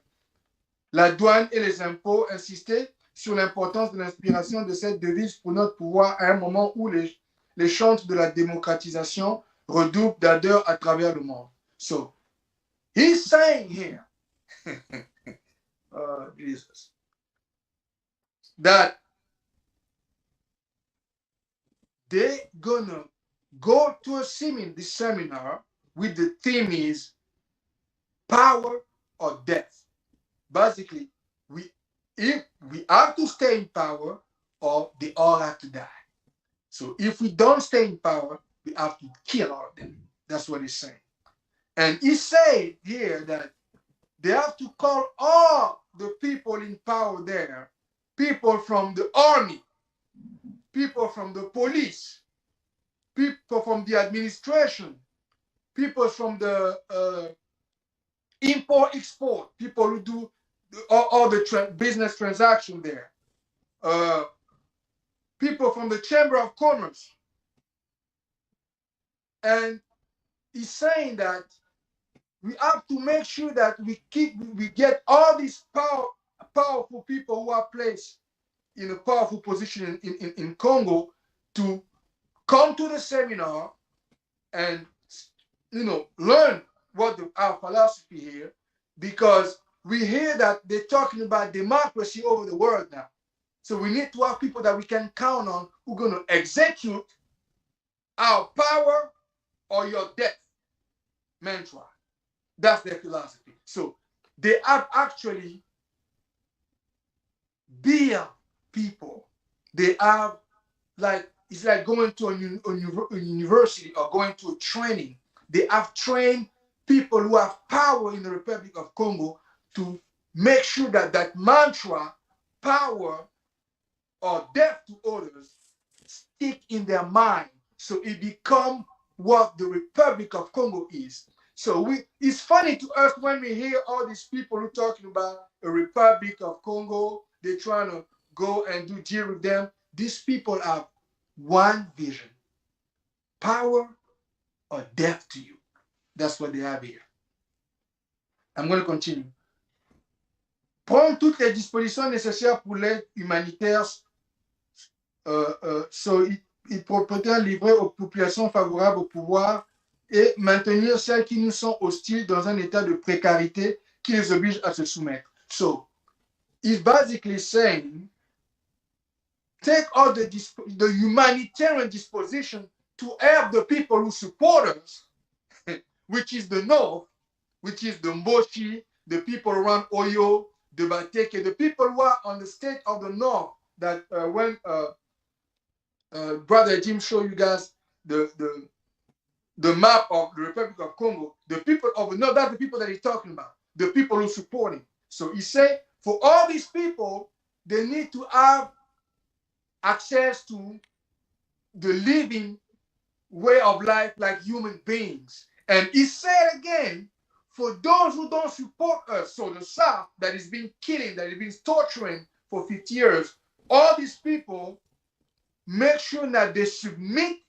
and they live in a precarious situation, in a mediocrity. So basically, this poverty that you're seeing in those 5 states, which we are leader from today, this state where the majority of people are the original people, the Congo people are living, this state it basically made sure that they stay poor, they stay broke. That's why they never been built. That's why they never had 24-hour electricity. That's why they never have water coming out of the faucet. That's why there is no trash, companies to clean up. That's why there's no hospital. That's why they don't go to school. And that's why every time he gets hungry, he come bombard or kill our people there.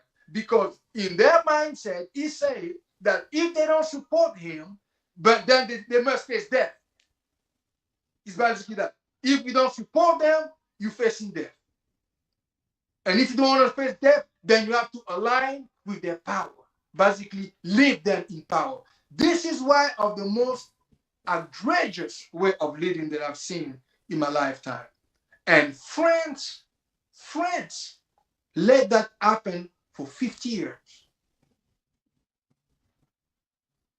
So, let me continue. Se servir de l'accord Brazzaville, notamment en ses articles 5 et 6 pour insérer les Hutus rwandais, les miliciens interamés, les anciens membres de la garde présidentielle de feu, le maréchal Mobutu, les Tchadiens qui combattent avec nous dans les forces armées congolaises, y compris même les Anglais, les Angolais et les Afro-Cubains qui se désireraient. Bernard, can you speak to that piece in English?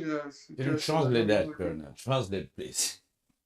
Yeah, translate. So, basically, the foreign armies. I know you know a little bit more on detail. It's rebel. It's bringing in place rebels, right? Which come from Rwanda. We know that there is so many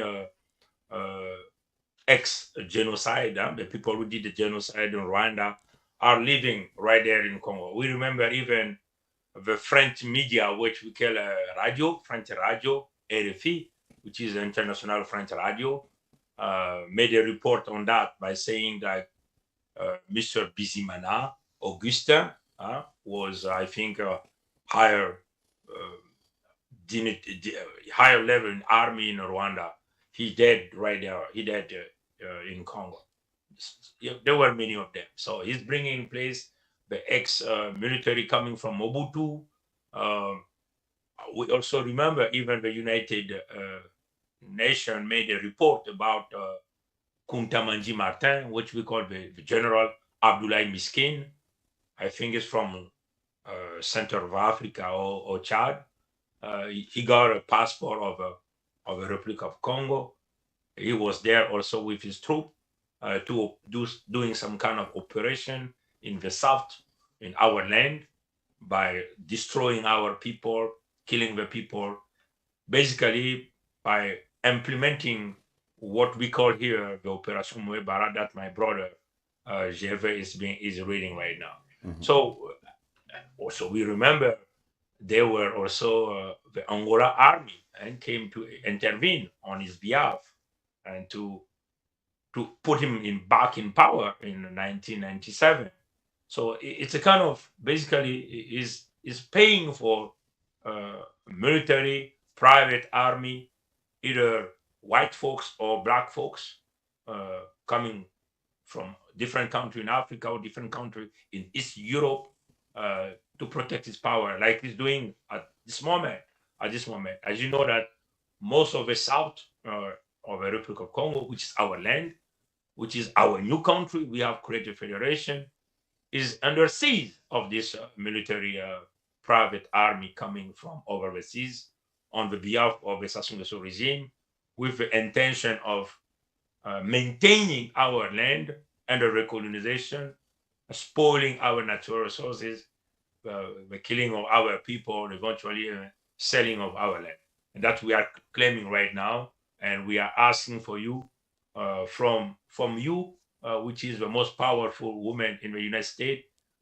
We also believe that there is millions of women are connected around you worldwide, and we also know that by the power that you have as a mother, as a woman, and we can change the position, the decision of so many leaders worldwide, and to get to our federation that we are fighting right now to try to install right now in Congo. Yeah, that's what change we can believe in. Change we can believe in. Gervais, go ahead. Yeah, so yeah, you see still more. We still got some more stuff to go through here. Mm-hmm. So I'm going to continue.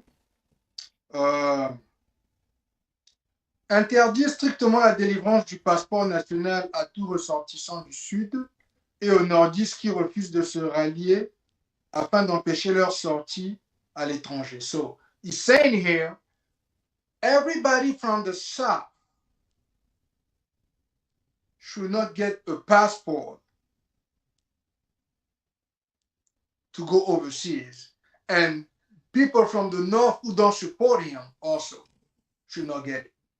So basically, they claim to be a leader of a country, but for some reason, people original from the South should not get passport to go overseas. Basically, make it difficult for them, even when they overseas, to renew their passport. Basically, they got to beg. they got to beg to get a simple passport of the country. This is on paper. This is on paper. That's what they're doing. He also said that interdire strictement la délivrance du passeport national à tous ressortissants du Sud et au Nordiste qui refusent de se rallier afin d'empêcher leur sortie à l'étranger, où ils se transforment en témoins à charge contre nous auprès des organisations de défense des droits de l'homme et des tribunaux. So basically, the reason why you don't want people to get the passport, especially people from the South, so they don't come overseas and basically report the exaction, report the fact that he killed 3/4 of the population of one state under his leadership. So basically, he's saying that the reason why they don't want to give them passport is because they don't want them to come snitch outside. When they get out of the country, they don't want them to come speak about all the atrocities that they have done in the Republic of Congo. So that's the main reason why it's hard to have a passport, especially when you're originally from the South, especially when you're one of the Congo descendant like us here in this, that you're looking at right now. So the other thing is renforcer les réseaux de l'étranger afin de mieux traquer les opposants et de déstabiliser efficacement les organisations hostiles à notre pouvoir. So he basically have a machine here to chase down all his opponents who live overseas. So us. Basically, the Congo Federal Council is one of the enemies that he has overseas, and he has a process, and we have here that they're trying to poison us, they're trying to have us killed, they're trying to catch us in parties to get poisoned or beaten. So we have received all type of threats for our lives. But on paper, he says here that he has a machine to track down any opponent that he has overseas and basically take them out.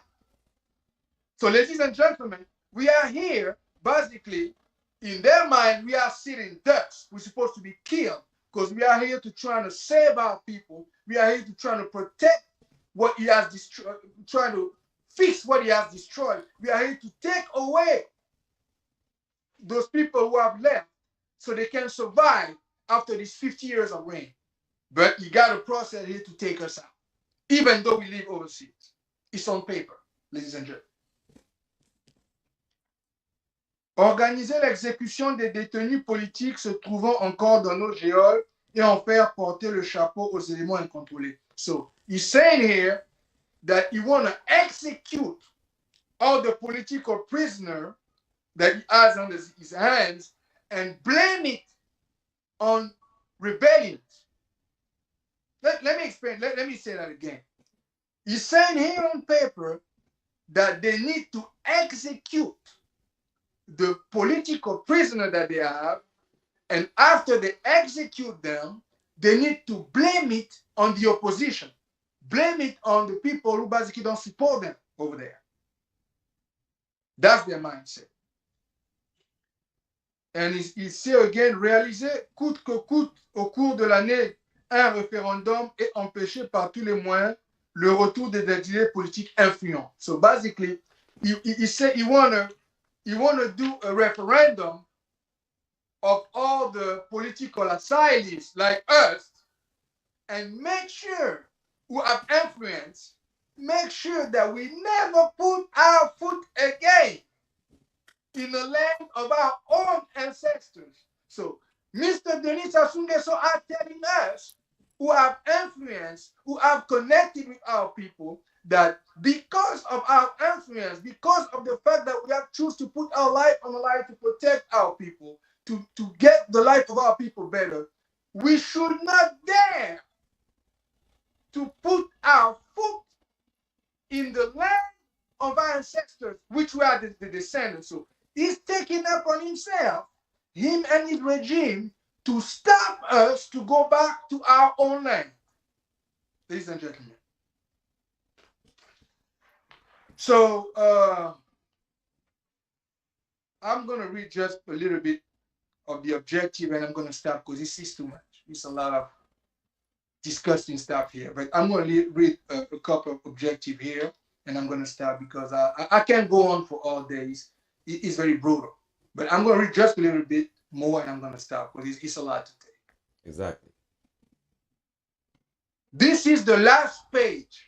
It comes from the Général d'armée Denis Sassou Nguesso, caché et signé. So basically, his name is on top. The General of Army Denis Sassou Nguesso is being stamped and signed by him. This is now he's going to the numbers. He's going to go to the numbers. And they call it secret defense. It's come from the secret defense. So it comes from exactly the power of the country, but the military power. Plan d'activité du trimestre 6 de l'opération Mouebara du 01-10 au 31-12-99. So he's giving us the plan of activity of the 6th semester of the operation Mouebara between the 1st of October and the 31st of December 1999. So look at how long this thing been going. This is put on paper in 1999, but we also know by our information that they started this earlier. But this is what they put on paper. That's 1999. We are in 2021. Listen to this. Actions on top. He said, number of order, Pool Nord. Pool is the state where my brother Edim Kai is the leader of. Pool Nord. He said action. He put 3 things. Pilonnage, action. Pilonnage de Kibwende. Bombardement de Mayama. Empoisonnement des sources d'eau de la zone du Pool Nord. Let me explain here. So he put the name where they're going to do the exaction. Pool Nord, which is today the state of Pangra, the state of Pool, which our brother Ejim Kai is the leader of, being chosen by his people. They gave him the power to protect that state. I'm going to read you the action that they put here that they want to execute in Pool. They did execute. Pilonnage de Kibwende. Pilonnage is basically bombarding. They're going to bombard Kibwende. Bombardement de Mayama. Pilonnage basically is bombarding, but a heavy bombardment. Yeah, let me explain that way. It's a heavy bombardment. We're talking about civilian population. I want those moms who are watching us to understand. He's talking about bombarding civilians. These people have no arm, they are no military. These are civilians that he's talking about. Kids, mothers, husbands, fathers. He say, pilonnage de Kibwende. Kibwende is one of the villages in the Pool. It's one of the part of the Pool, which is bombardment of Kibwende. Heavy bombardment of Kibwende. Bombardment of Mayama is one of the villages too. On poisoning the water in the zone Pool Nord. So these are the actions that a so-called president of the country put on paper to do to so-called his own people. And those people happen to be on the south of Congo. Objectif à atteindre. Objectif à atteindre. I'm going to stop that because it's too much after that. Dépeupler les pays de Mpangala. Donner la mort aux personnes se trouvant dans les secteurs des tirs. Maintenir les fugitifs dans les forêts par la terreur du pilonnage et les pousser à la mort lente par la famine et les maladies. Pousser à l'exil forcé au Gabon et en RDC. Terroriser les résidents de l'étranger. Norme d'appréciation passable, 25 000 tués.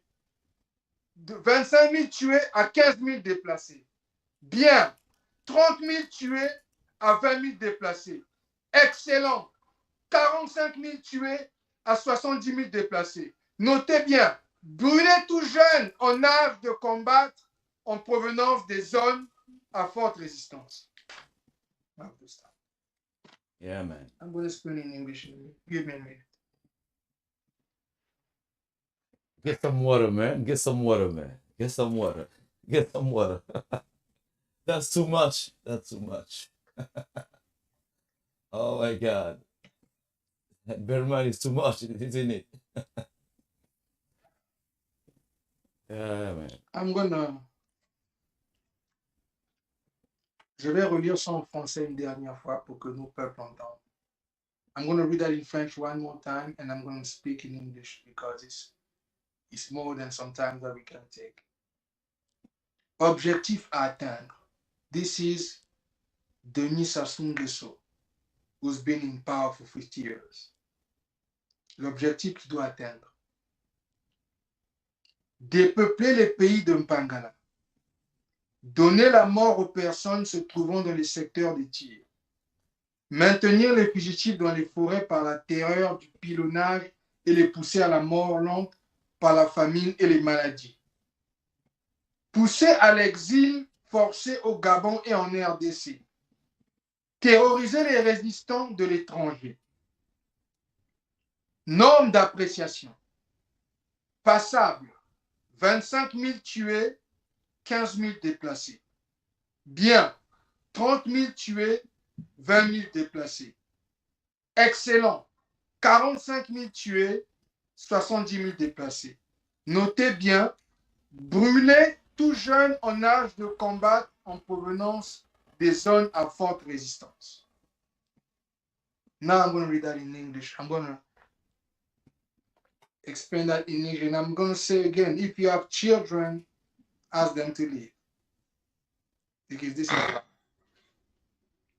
So, after they define the action that needs to be taken, basically, heavy bombardment in Kibwende, bombardment in Miami. These are villages, civilian villages, and poisoning waters in the pool north. The pool is, this is in the south. Don't get confused. This is in the south. This is where we stand. This is where our country is. This is where basically the state of the leader of PSTV here, Jim Kai. That's his state. The state that he's the leader of. This is what he was doing to his people. He said, objective are attained. Basically, what the objectives are. The target, okay, in English is what the target are. The target are depopulating the whole state. Basically, he wanted to depopulate, erase the population of the state of Mpangala, which Etienne Kais today is the leader. The objective, the target was the depopulation. And I want those mothers to hear me out pretty good. He wants to depopulate, he wants to erase the population of the state of Mpangala, which is poor.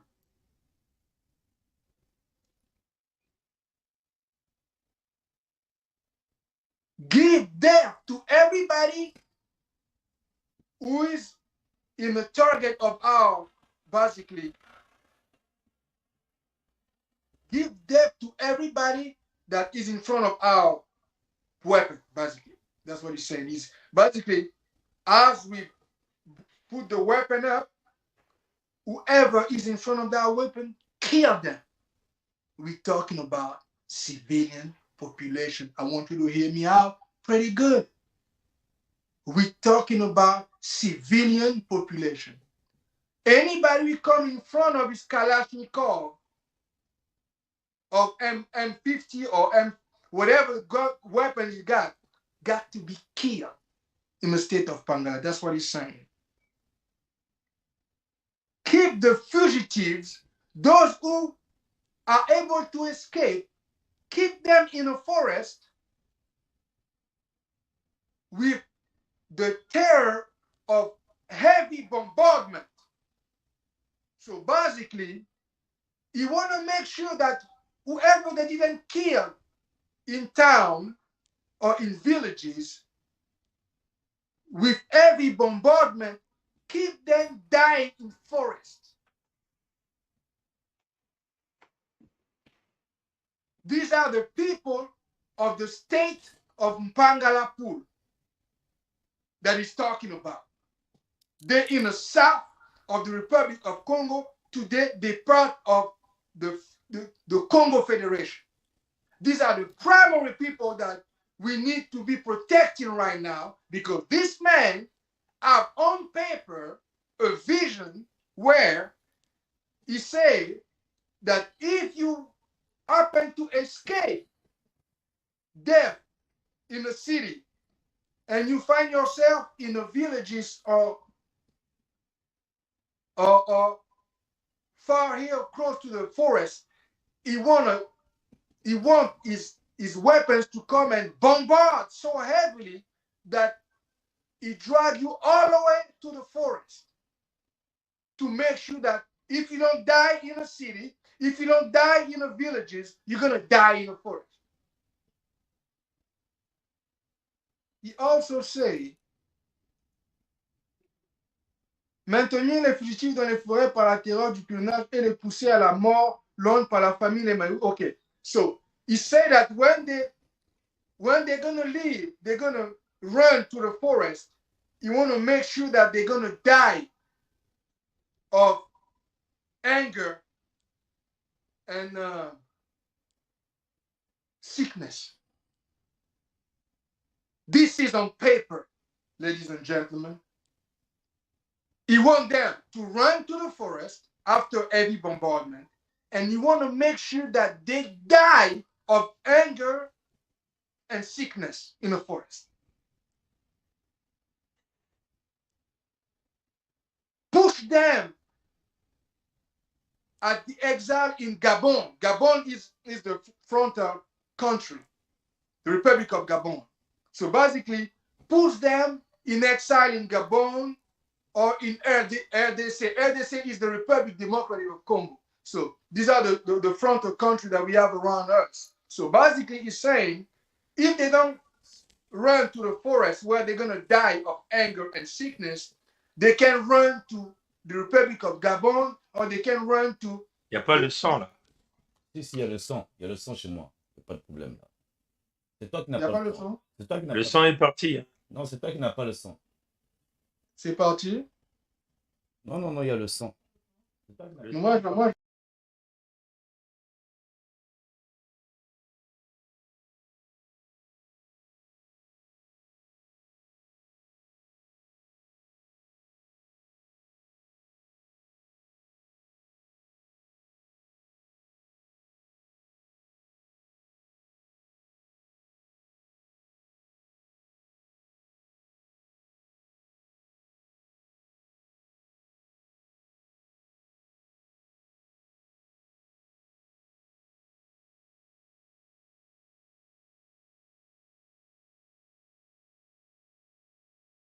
Vas-y. Désolé, on a eu un problème de son, il paraît, là.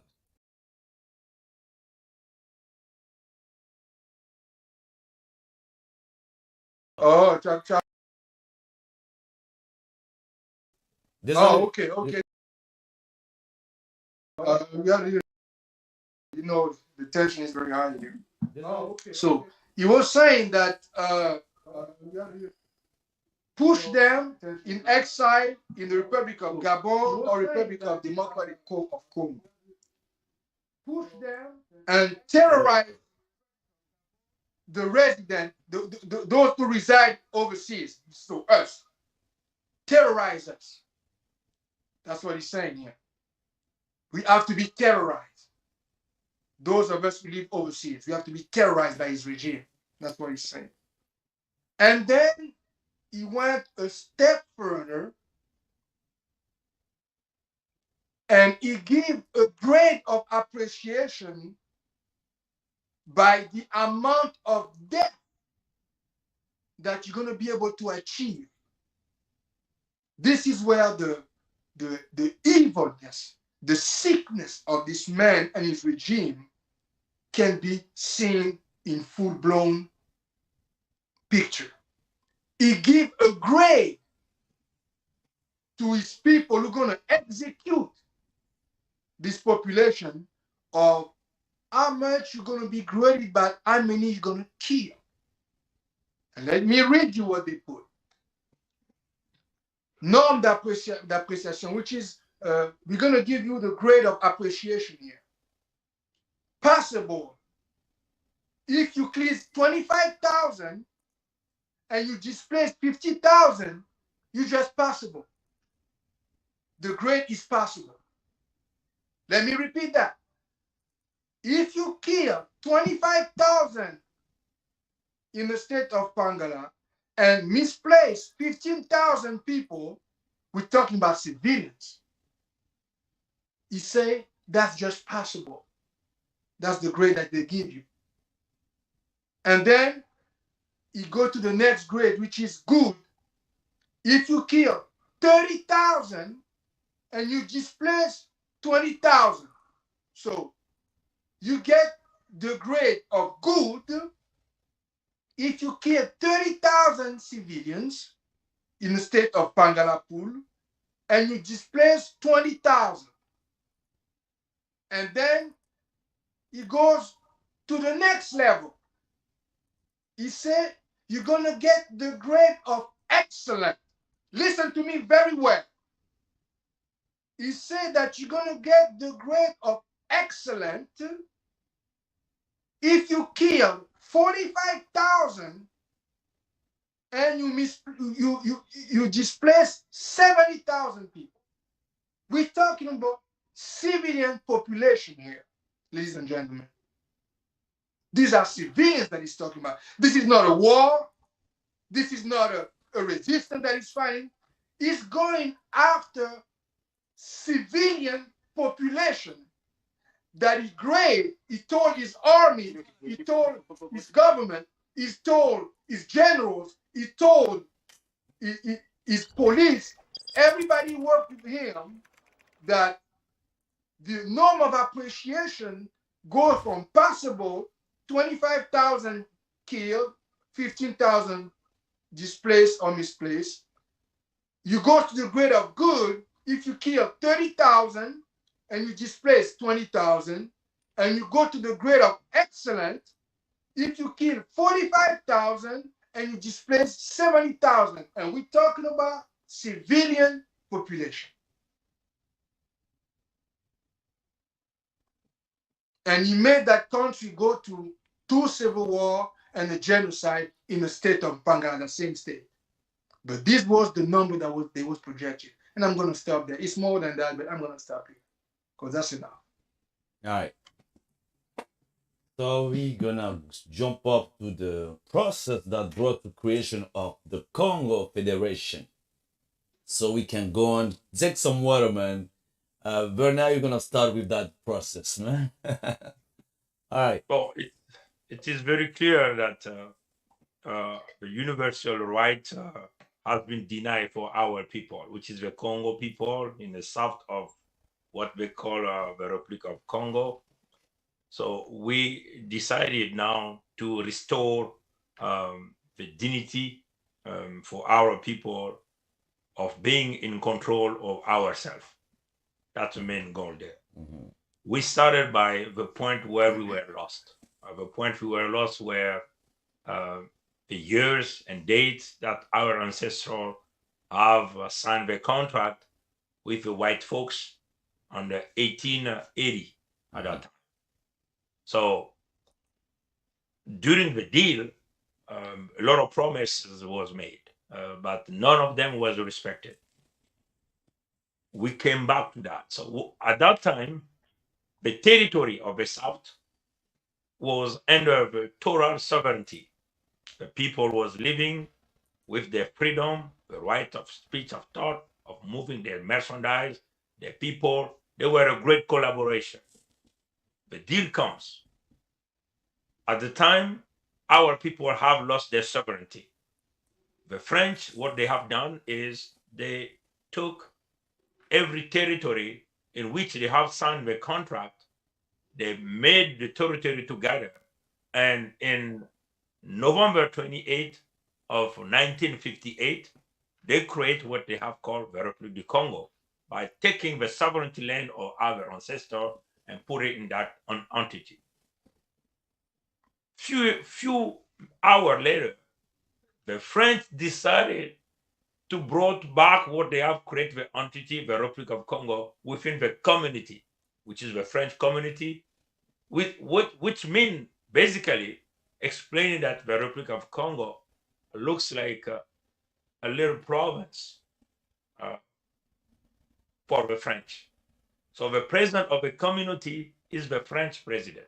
That's what they have done. And the French president, whoever in power in Paris, can choose whoever he wants, whoever he estimates is the best guy for their interests, to run what they have called the Republic of Congo. This is the case that we have right now. That's why you have seen Sassou Nguesso being in power almost 50 years, because he is the only person can guarantee the interests of the French. As you know that we are in a business world. Each of us is trying to fight for their own interests. But in our case, we decided to fight for interests of our people, the Congo in the south.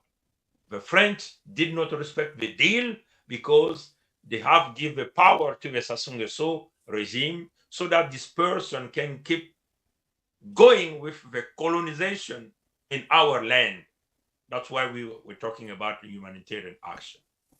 So what we have done, it's a group of us. This group is being led by 5 individuals. Each of us are representing one of state. I'm representing 2 states in the south of Congo, which is state of Bwenza, state of Lekumu. Brother Gervais is representing the state of Nyadi. Brother Edim Kai is representing the state of Mpangala, that used to call Pool. And we have 2 kings, Sa Majesty Tikaya Zinga first and Sa Majesty Makoso 5 or 5th. They are representing the kingdom of Luango. We decided to redraw our land from the deal of the community. That's what we have done. So everything was sent to Mr. Macron, who is actually the French president. The kingdom of Luango redraw the land on June 7, 2020. Mpangala, Bwenza, Nyadi, Lekumu also redraw all the territory of the land from the community in March 21st, 2021.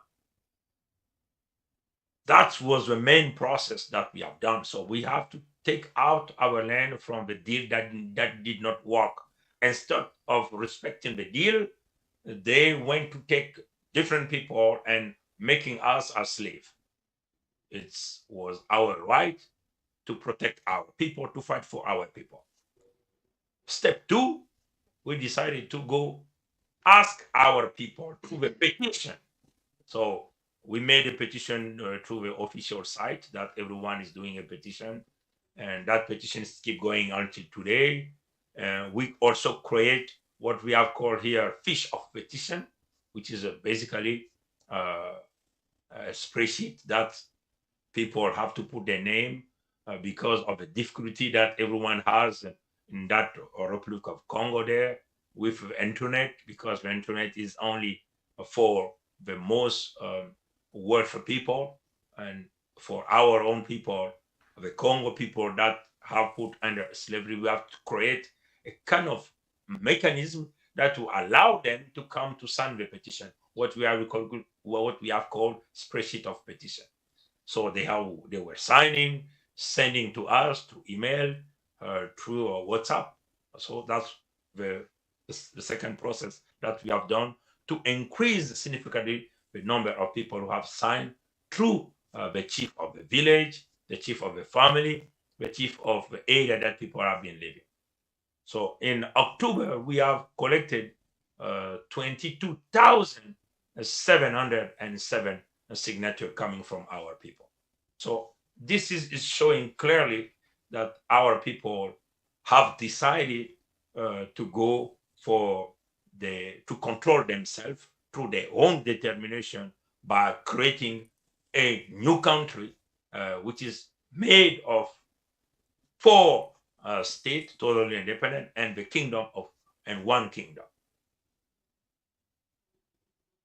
Also, we have organized what we call in our culture Bongi. Bongi it's a talk about the people within the federation, so that we can resolve our internal conflict if there is one, and we can also create our own path to build our new country, making people together, and what we have called here bringing in life a dream of each of us as a descendant of Congo. That's what we have done. As you know, to go to that process of building a new country, this will require a democracy. It's a process of democracy. As everyone knows, the ingredient of a democracy, freedom of election, fair election also, freedom of speech, of thought, freedom of press, freedom of assembly. All of this was denied by the Sassou Nguesso regime to our people. But the federation will restore that, The goal of the federation is to connect our land to a global economy. We have a potential right there in the South. There is a great opportunity for everyone who are thinking to come to invest, so we can build this country together with whoever is thinking to come in a secure way of investing his money. We remember that at the time Dubai was at step 0. Only smart people who invest their money today are being enjoying their money because they're getting the return of their investment. We are the product of North America. We know how the business is going, and there is a lot of opportunity. We have the support of our people to go forward by building strong country with a same community that has only one vision of building school, creating job, giving opportunity to women, children, thinking about elderly people. This is like a great vision that we try to make in place, so that we can bring in place the light that everyone is waiting for, the transparency that everyone is waiting for. This federation was born, and in October 23rd, the documentation was signed. It's everywhere. You can see that. And many of you within the diplomatic network are also aware of what we have done. Now, because our territory is been seized by the occupant, which is today the military belong to the Sassou Nguesso, the North people, because they are ruling, are anti today. They are stealing our natural resources. They are selling our land. They have occupied totally our land. So we are trying to see in an international community how people can come together so that we can all together redraw the military that belonged to the Sassou Nguesso regime under the leadership of the French after our territory without any bloodshed. That's a vision. We want to do it peacefully. No one gonna get hurt. We want to protect our mother, our kid, our daughter, our sister, our brother, our uncle there. That's why we are doing all of this. So we have the intention, and really this is an irreversible process. We are going only one way. We are not coming back with the federation. Federation must be installed there in 2022, which is starting from tomorrow. Could be tomorrow. But how are we gonna do that? We're gonna need the help of everyone. We're gonna need your contribution. We're gonna need your intelligence that you can bring to assist us to get to there. Our people are facing extermination. We are the only person who can stop this with the Congo, and we have the support. So if you are thinking for you to come to invest your money, we have the support of our people. They have talked through the petition. The petition is in public. Everyone can go see. Everyone can read what our people have signed. We have the proof of every signature provided by one of us. So it's mean here we are legitimate to talk about what happening in the Congo. And our people have decided to create a new state. That's what we have done. So at this moment, we are thinking about army. Because on one side, we have Sassou Nguesso, we consider him as a terrorist. So he's using the natural resources coming out from land to buy guns all over the world, to pay for mercenary, so that they can keep stealing our land, destroying our people. So we have to create our army. This is urgent action. That's why we are asking to the most powerful women, the most powerful man, like Oprah, Wilfred, like Mrs. Oprah Wilfred, Mrs. Linda Thomas Greenfield, Mrs. Kamala Harris. I know from your position, you can assist by the connection you have, the network that you have. You can assist through you. You are also representing every mother. You are also representing every woman. And we know that from your network, we can get the assistance we are looking for. Please remember that you also have your sister there. They are crying every day. We should stop this together as an African descendant, as the Black Lives Matter.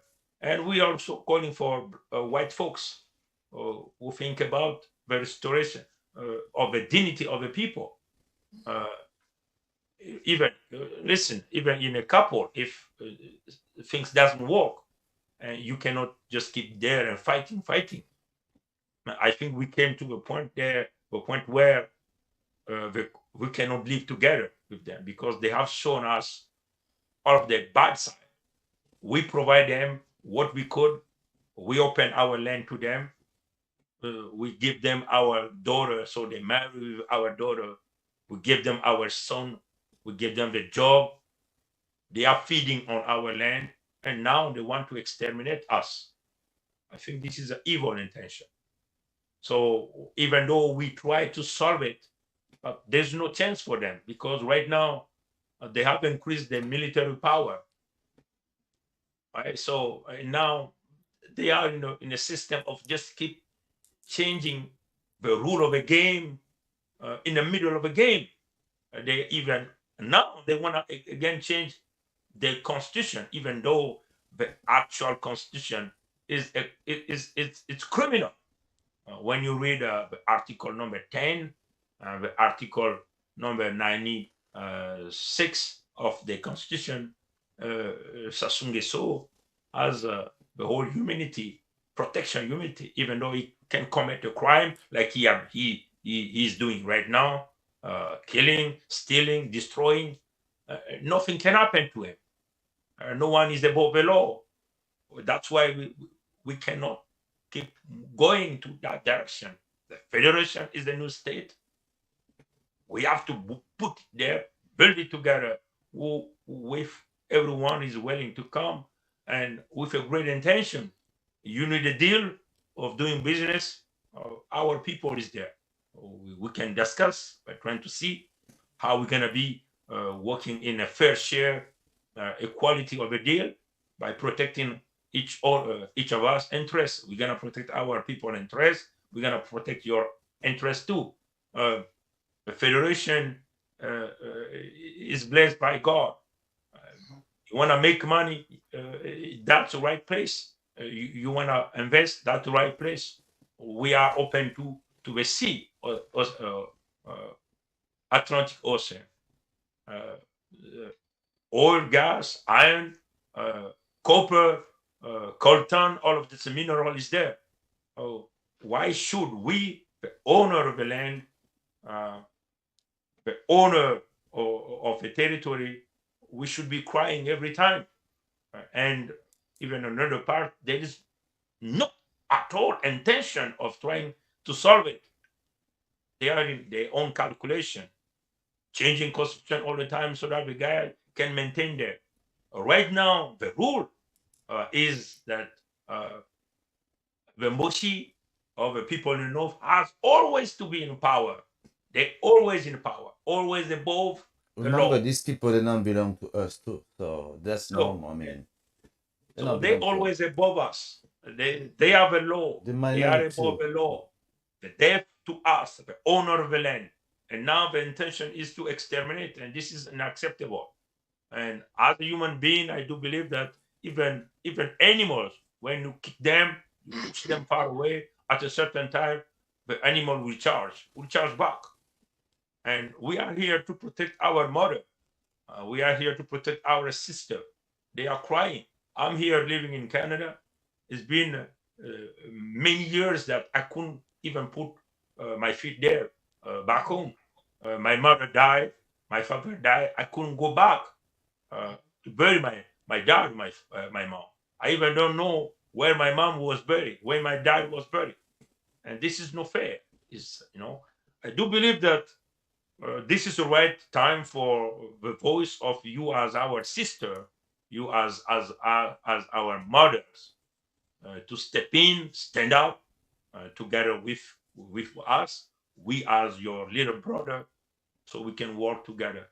And we are also calling worldwidely every mother, every woman to think about the Congo women. The Congo is a huge population, but we are being exterminated in the Congo.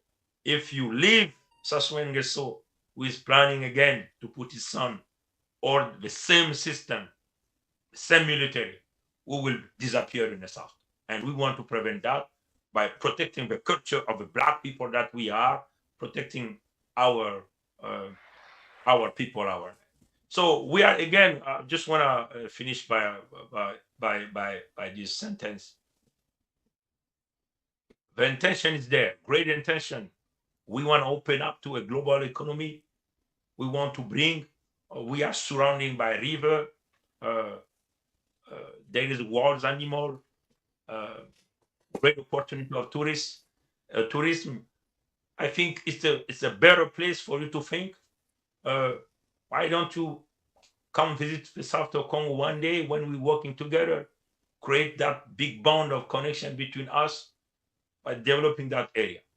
I think I'm going to just stop there, but the fight is we want to make an urgent matter is to make our own army in the face of the most powerful guy, the most powerful people, Sassou Nguesso, who is protected by the French. We even try to solve it with the French. But the French, they only thinking about their interests. But the French is getting all of this interest in our land, and they are refusing to negotiate with us because they want to control everything. And that we're saying no. We'll be fighting. If you want to come to help us, that's fine. If you don't want to come to help us, that's fine too. But we will never give up for our mother back home, for our sister, for our brother, for our father, and our people. Again, thank you for the opportunity that you will put in place for us and for the Congo people. Thank you very much, Ndona.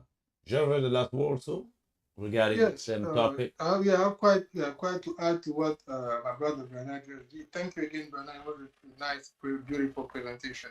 Effectively, you explained how do we transit from the process went from the Republic of Congo to the Federation of Congo. But I'm going to go a little bit more deeper in a sense where I want you to know who we are a little bit, because we came in front of you, the mothers, we came in front of you, the leaders, we came in front of you, those who have the opportunity to change the life of millions of people.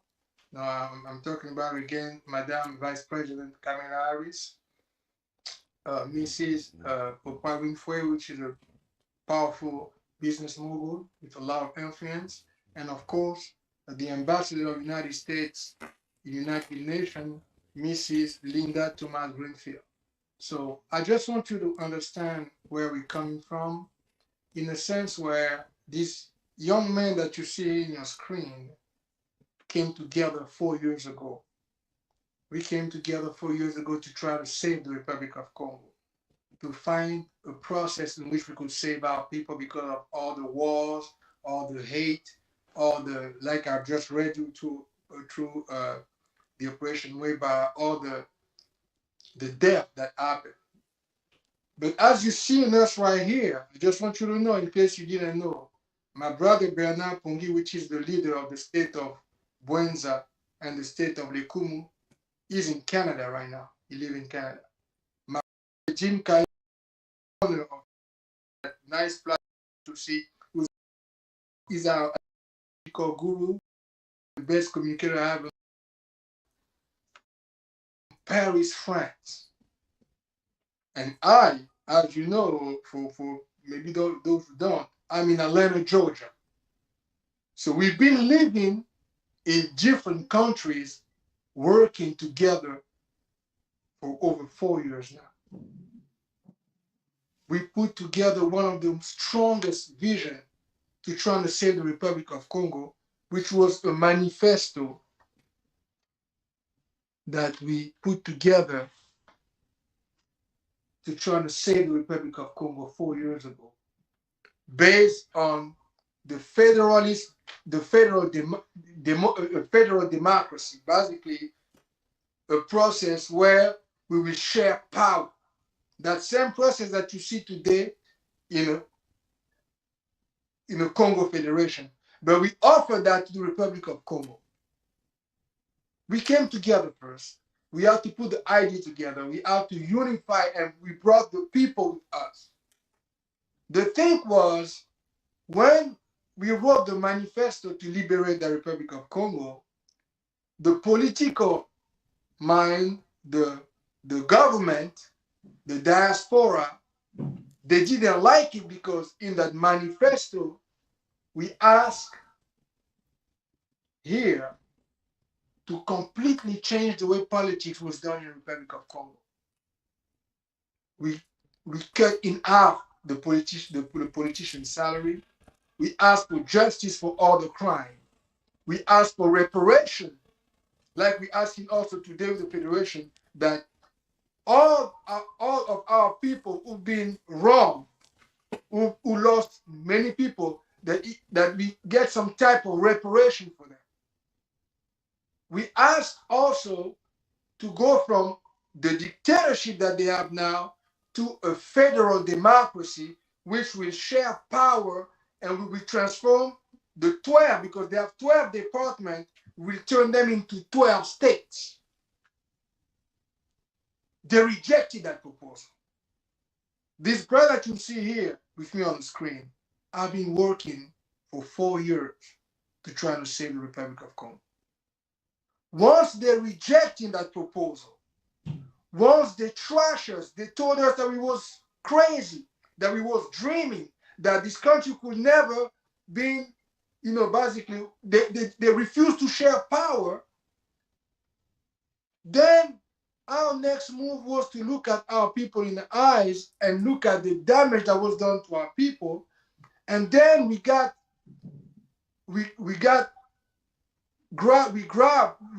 aware of the information about the operation, the Mweba operation that I just read to you.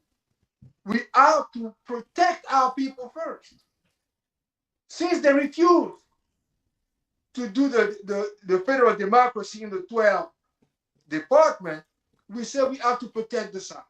Because when we went through that Mweba operation, all the killing, all the destruction was about our people. And when you look in the reality, that's what happened to us. That's what happened to our people. All the exaction was on our side. He got a couple of squabbles between them in the north, but these are his brothers, these are his cousins. He didn't wipe out population. He didn't give grade of how many people you need to kill to be rewarded. He didn't do that in the north. he did that in the South. So we have to protect our people first, protect our land, and protect the natural resources that God gave us. This is when we put together USK that you see here, that flag that behind me, which is United South Congo. So from Congo Debout, we went to USK, and then USK made a partnership with the Kingdom of Luango. We made a partnership, and that partnership, as we put it all together, became the Kongo Federation. Because we needed to have the Kingdom of Luango because it's a huge part of the South, and that's where the oil is from. That's where all the oil about the fight about oil are from. And because they've been a big victim too, because the Denis Sassou Nguesso regime sold 86% of their land to foreign entities. So basically, in the Kingdom of Luango, they lost 86% of their land to foreigners. And they're losing their oil too because they don't control anything. Everything is taken without them seeing it, and all they get is peanuts when it comes to money. So we make that beautiful alliance with the Kingdom of Luango, with the two kings that represent them, King Chikazinga I and King Makoso V. They are our partners, and together we came together as the Federation of Congo that we opened October 23rd, 2021. But before we got there, what we did after we came together as USK, like you can see USK and USA, under the same kind of mindset that Americans has, because like you see, I'm in United States, Ejim Kai is in Paris, France, but Ejim live in United States, and Ejim also live in Canada, and he living in France now. So Ejim Kai, we share the same mindset, and Brother Pongi is in Canada. So you can see that we have a lot of similarity in our vision, and we just had to find the way to put all of it together, and we did. But we knew that just staying together as individuals will not be powerful. So what we did, we went to the people. This is why Ejim Kai created this channel that you're watching us today, which is called PSTV. He created that channel so we could communicate, so he could give us the tool to communicate the most powerfully possible. So, and our people can come to the channel and speak. He opening the phone. At the end, he's going to open the line here at the end for a couple of, 30 minutes. But he's been doing this for 4 years. He's basically put together a channel like a CNN or Fox News for our people. That's what Ejim Kai, the leader of the state of Panga, the state of the poor, the numbers that I was reading, the exaction that happened, they happened in his state. So think about it. This man put this channel in front of us so we can communicate to the rest of the world, like all of you are watching us today.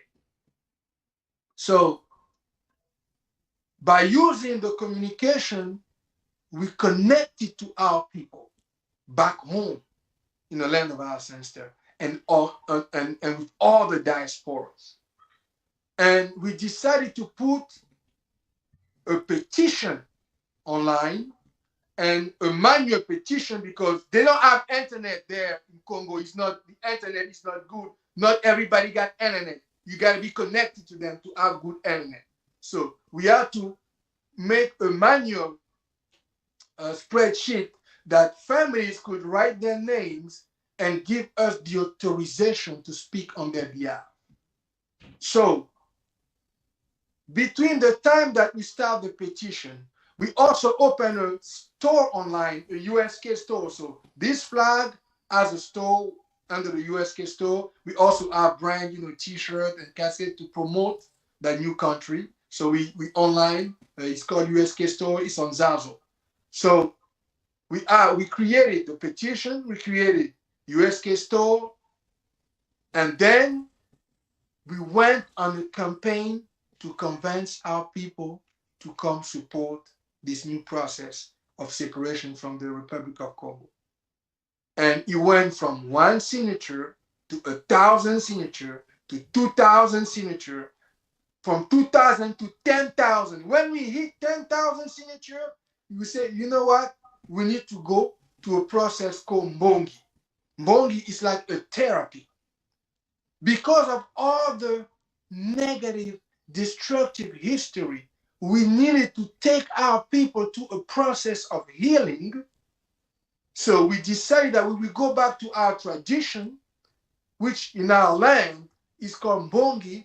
It's like around, we come around the fire to solve family problem. So we created through this platform given us by our brother Jim Kai, the man of the technology. We created a platform on Mbongi where all our people from any place in the world could come, call, or intervene, or chat, or send a message, so we can heal together. So we started on Mbongi 15th of October, the 15th of October of August 2021, and we did 10 Mbongis for 10 every Sunday, 10 Sundays straight. We start from the history from 1979, or even before, to all the events that happened to the Republic of Congo, because we wanted to make sure that we put everything on the table and we give the opportunity to everybody to come speak of what they went through. We wanted to go to the healing, and we want to unite the South, because this process was to unite our people, to unite the 4 states and the kingdom, and we did. So at the end of the Mbongi, the 17th of October 2021, we went from 10,000 signature on the petition to 22,707 signatures. So it's double. And our people, through the Mbongi, as we went through the whole history of the Republic of Congo, we tackled all the problems, the war, the political manipulation, the exaction, the genocide. We tackled all of it. At the end of that process, the people give us the blessing to create the Kongo Federation. And then after the Mbongi, we went on and officially created on paper the Kongo Federation the 23rd of October 2021. Since then, we've been doing what every new country do. We negotiation, we working in our diplomacy, and we're still talking to our people. In 2022, we're going to go to a public assembly where we're going to go put together our constitution. And now we even have people basically sending out their resume to become part of the federation, basically the people who are going to serve the federation in the highest level. So we are just the council that is here to make sure that this country become the strongest country in Africa, but also the country that will redefine the history of the Congo people.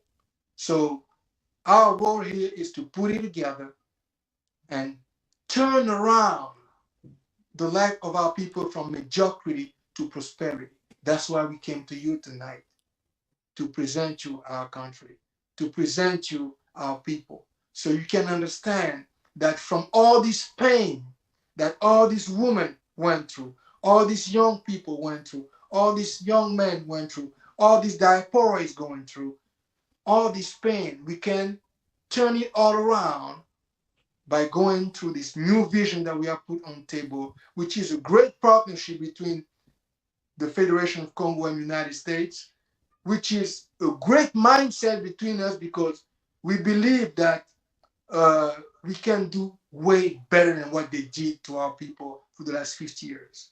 And on the other end, we want you to help us separate ourselves from the Republic of Congo without bloodshed. Because as I'm speaking to you right now, the son of Denis Sassou Nguesso, Christian Nguesso, the man who stole the most money in my generation, is preparing, going around the world right now, trying to buy private armies to come start another genocide. I just read you what his father did over the last 50 years. Now, we heard that they're trying to start a new war in my state, the state of Niger.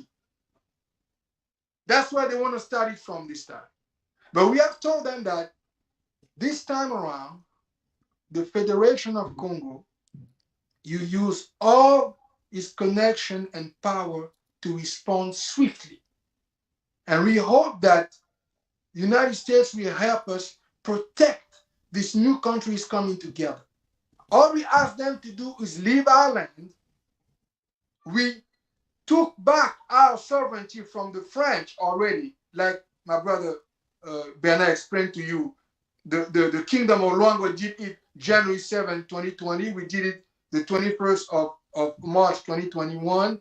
We recouped our sovereignty. We kept all the contracts, so we are free and clear. All the debts are in the Republic of Congo. That's why we're saying they can go with the other 5 states that left, do their country. The Republic of Congo is still going to exist. We didn't ask them not to exist. We don't want to kill them. We don't want to wipe them out or none of that stuff. We just want them to leave our land and our people. Take their leadership, go over there to the 5 states that's left and keep building the Republic of Congo and deal with their debt. We just want a new start for our people because we think that our people have suffered enough and our people are put on paper. They don't want to be part of the Republic of Congo anymore. When we be done, we will have about 2.5 million in the Kongo Federation. But as I'm speaking to you, the signature is still going up. It's actually more than 22,707. We have more signature, but when we're going to get into 2022, we're going to come with the new numbers. And I think we're going to also do maybe a speech in English so you guys can get the new numbers because it's really important that we communicate that to the American audience and the American leadership. So I just want to finish by saying to Madame Vice President Kamala Harris, Mrs. Oprah Winfrey, one of the most powerful business mogul in the United States, and with the ambassador, Mrs. Linda Thomas Greenfield in United Nations. All these new countries asking us a chance without going through another bloodshed. And we have told France that if they let the Republic of Congo start another genocide in our land, in our people, we will be willing to exercise one of the options that we have in our council. We call this the nuclear option. The nuclear option will be to ask France to completely leave our territory. We're going to ask all the business, all the French companies that exist in our land, in that south of which is today the Federation of Congo, to completely leave. That's the nuclear option that we have on the side because we don't want to have a repetition of what our people already went through, and we don't want to become one of the biggest civil wars like what happened in Rwanda. Because in Rwanda, what happened is, as they were slaughtering each other, France was watching. So that's why we call it like the they United always States. do, Gervais, like French Right. always does Exactly. for so many decades. Decades. By protecting, letting Sassou with his military come and exterminate our own people on our land. French always does that. I think our people, we do not want to see this happening again. Anymore. Enough is enough. What they have done enough. They have become rich. It's time to leave our people and our land in peace. And our people are just asking to live in peace on their land. That's all we are need. We want to grow our children. Our mother want to keep working for us. They want to keep educate us.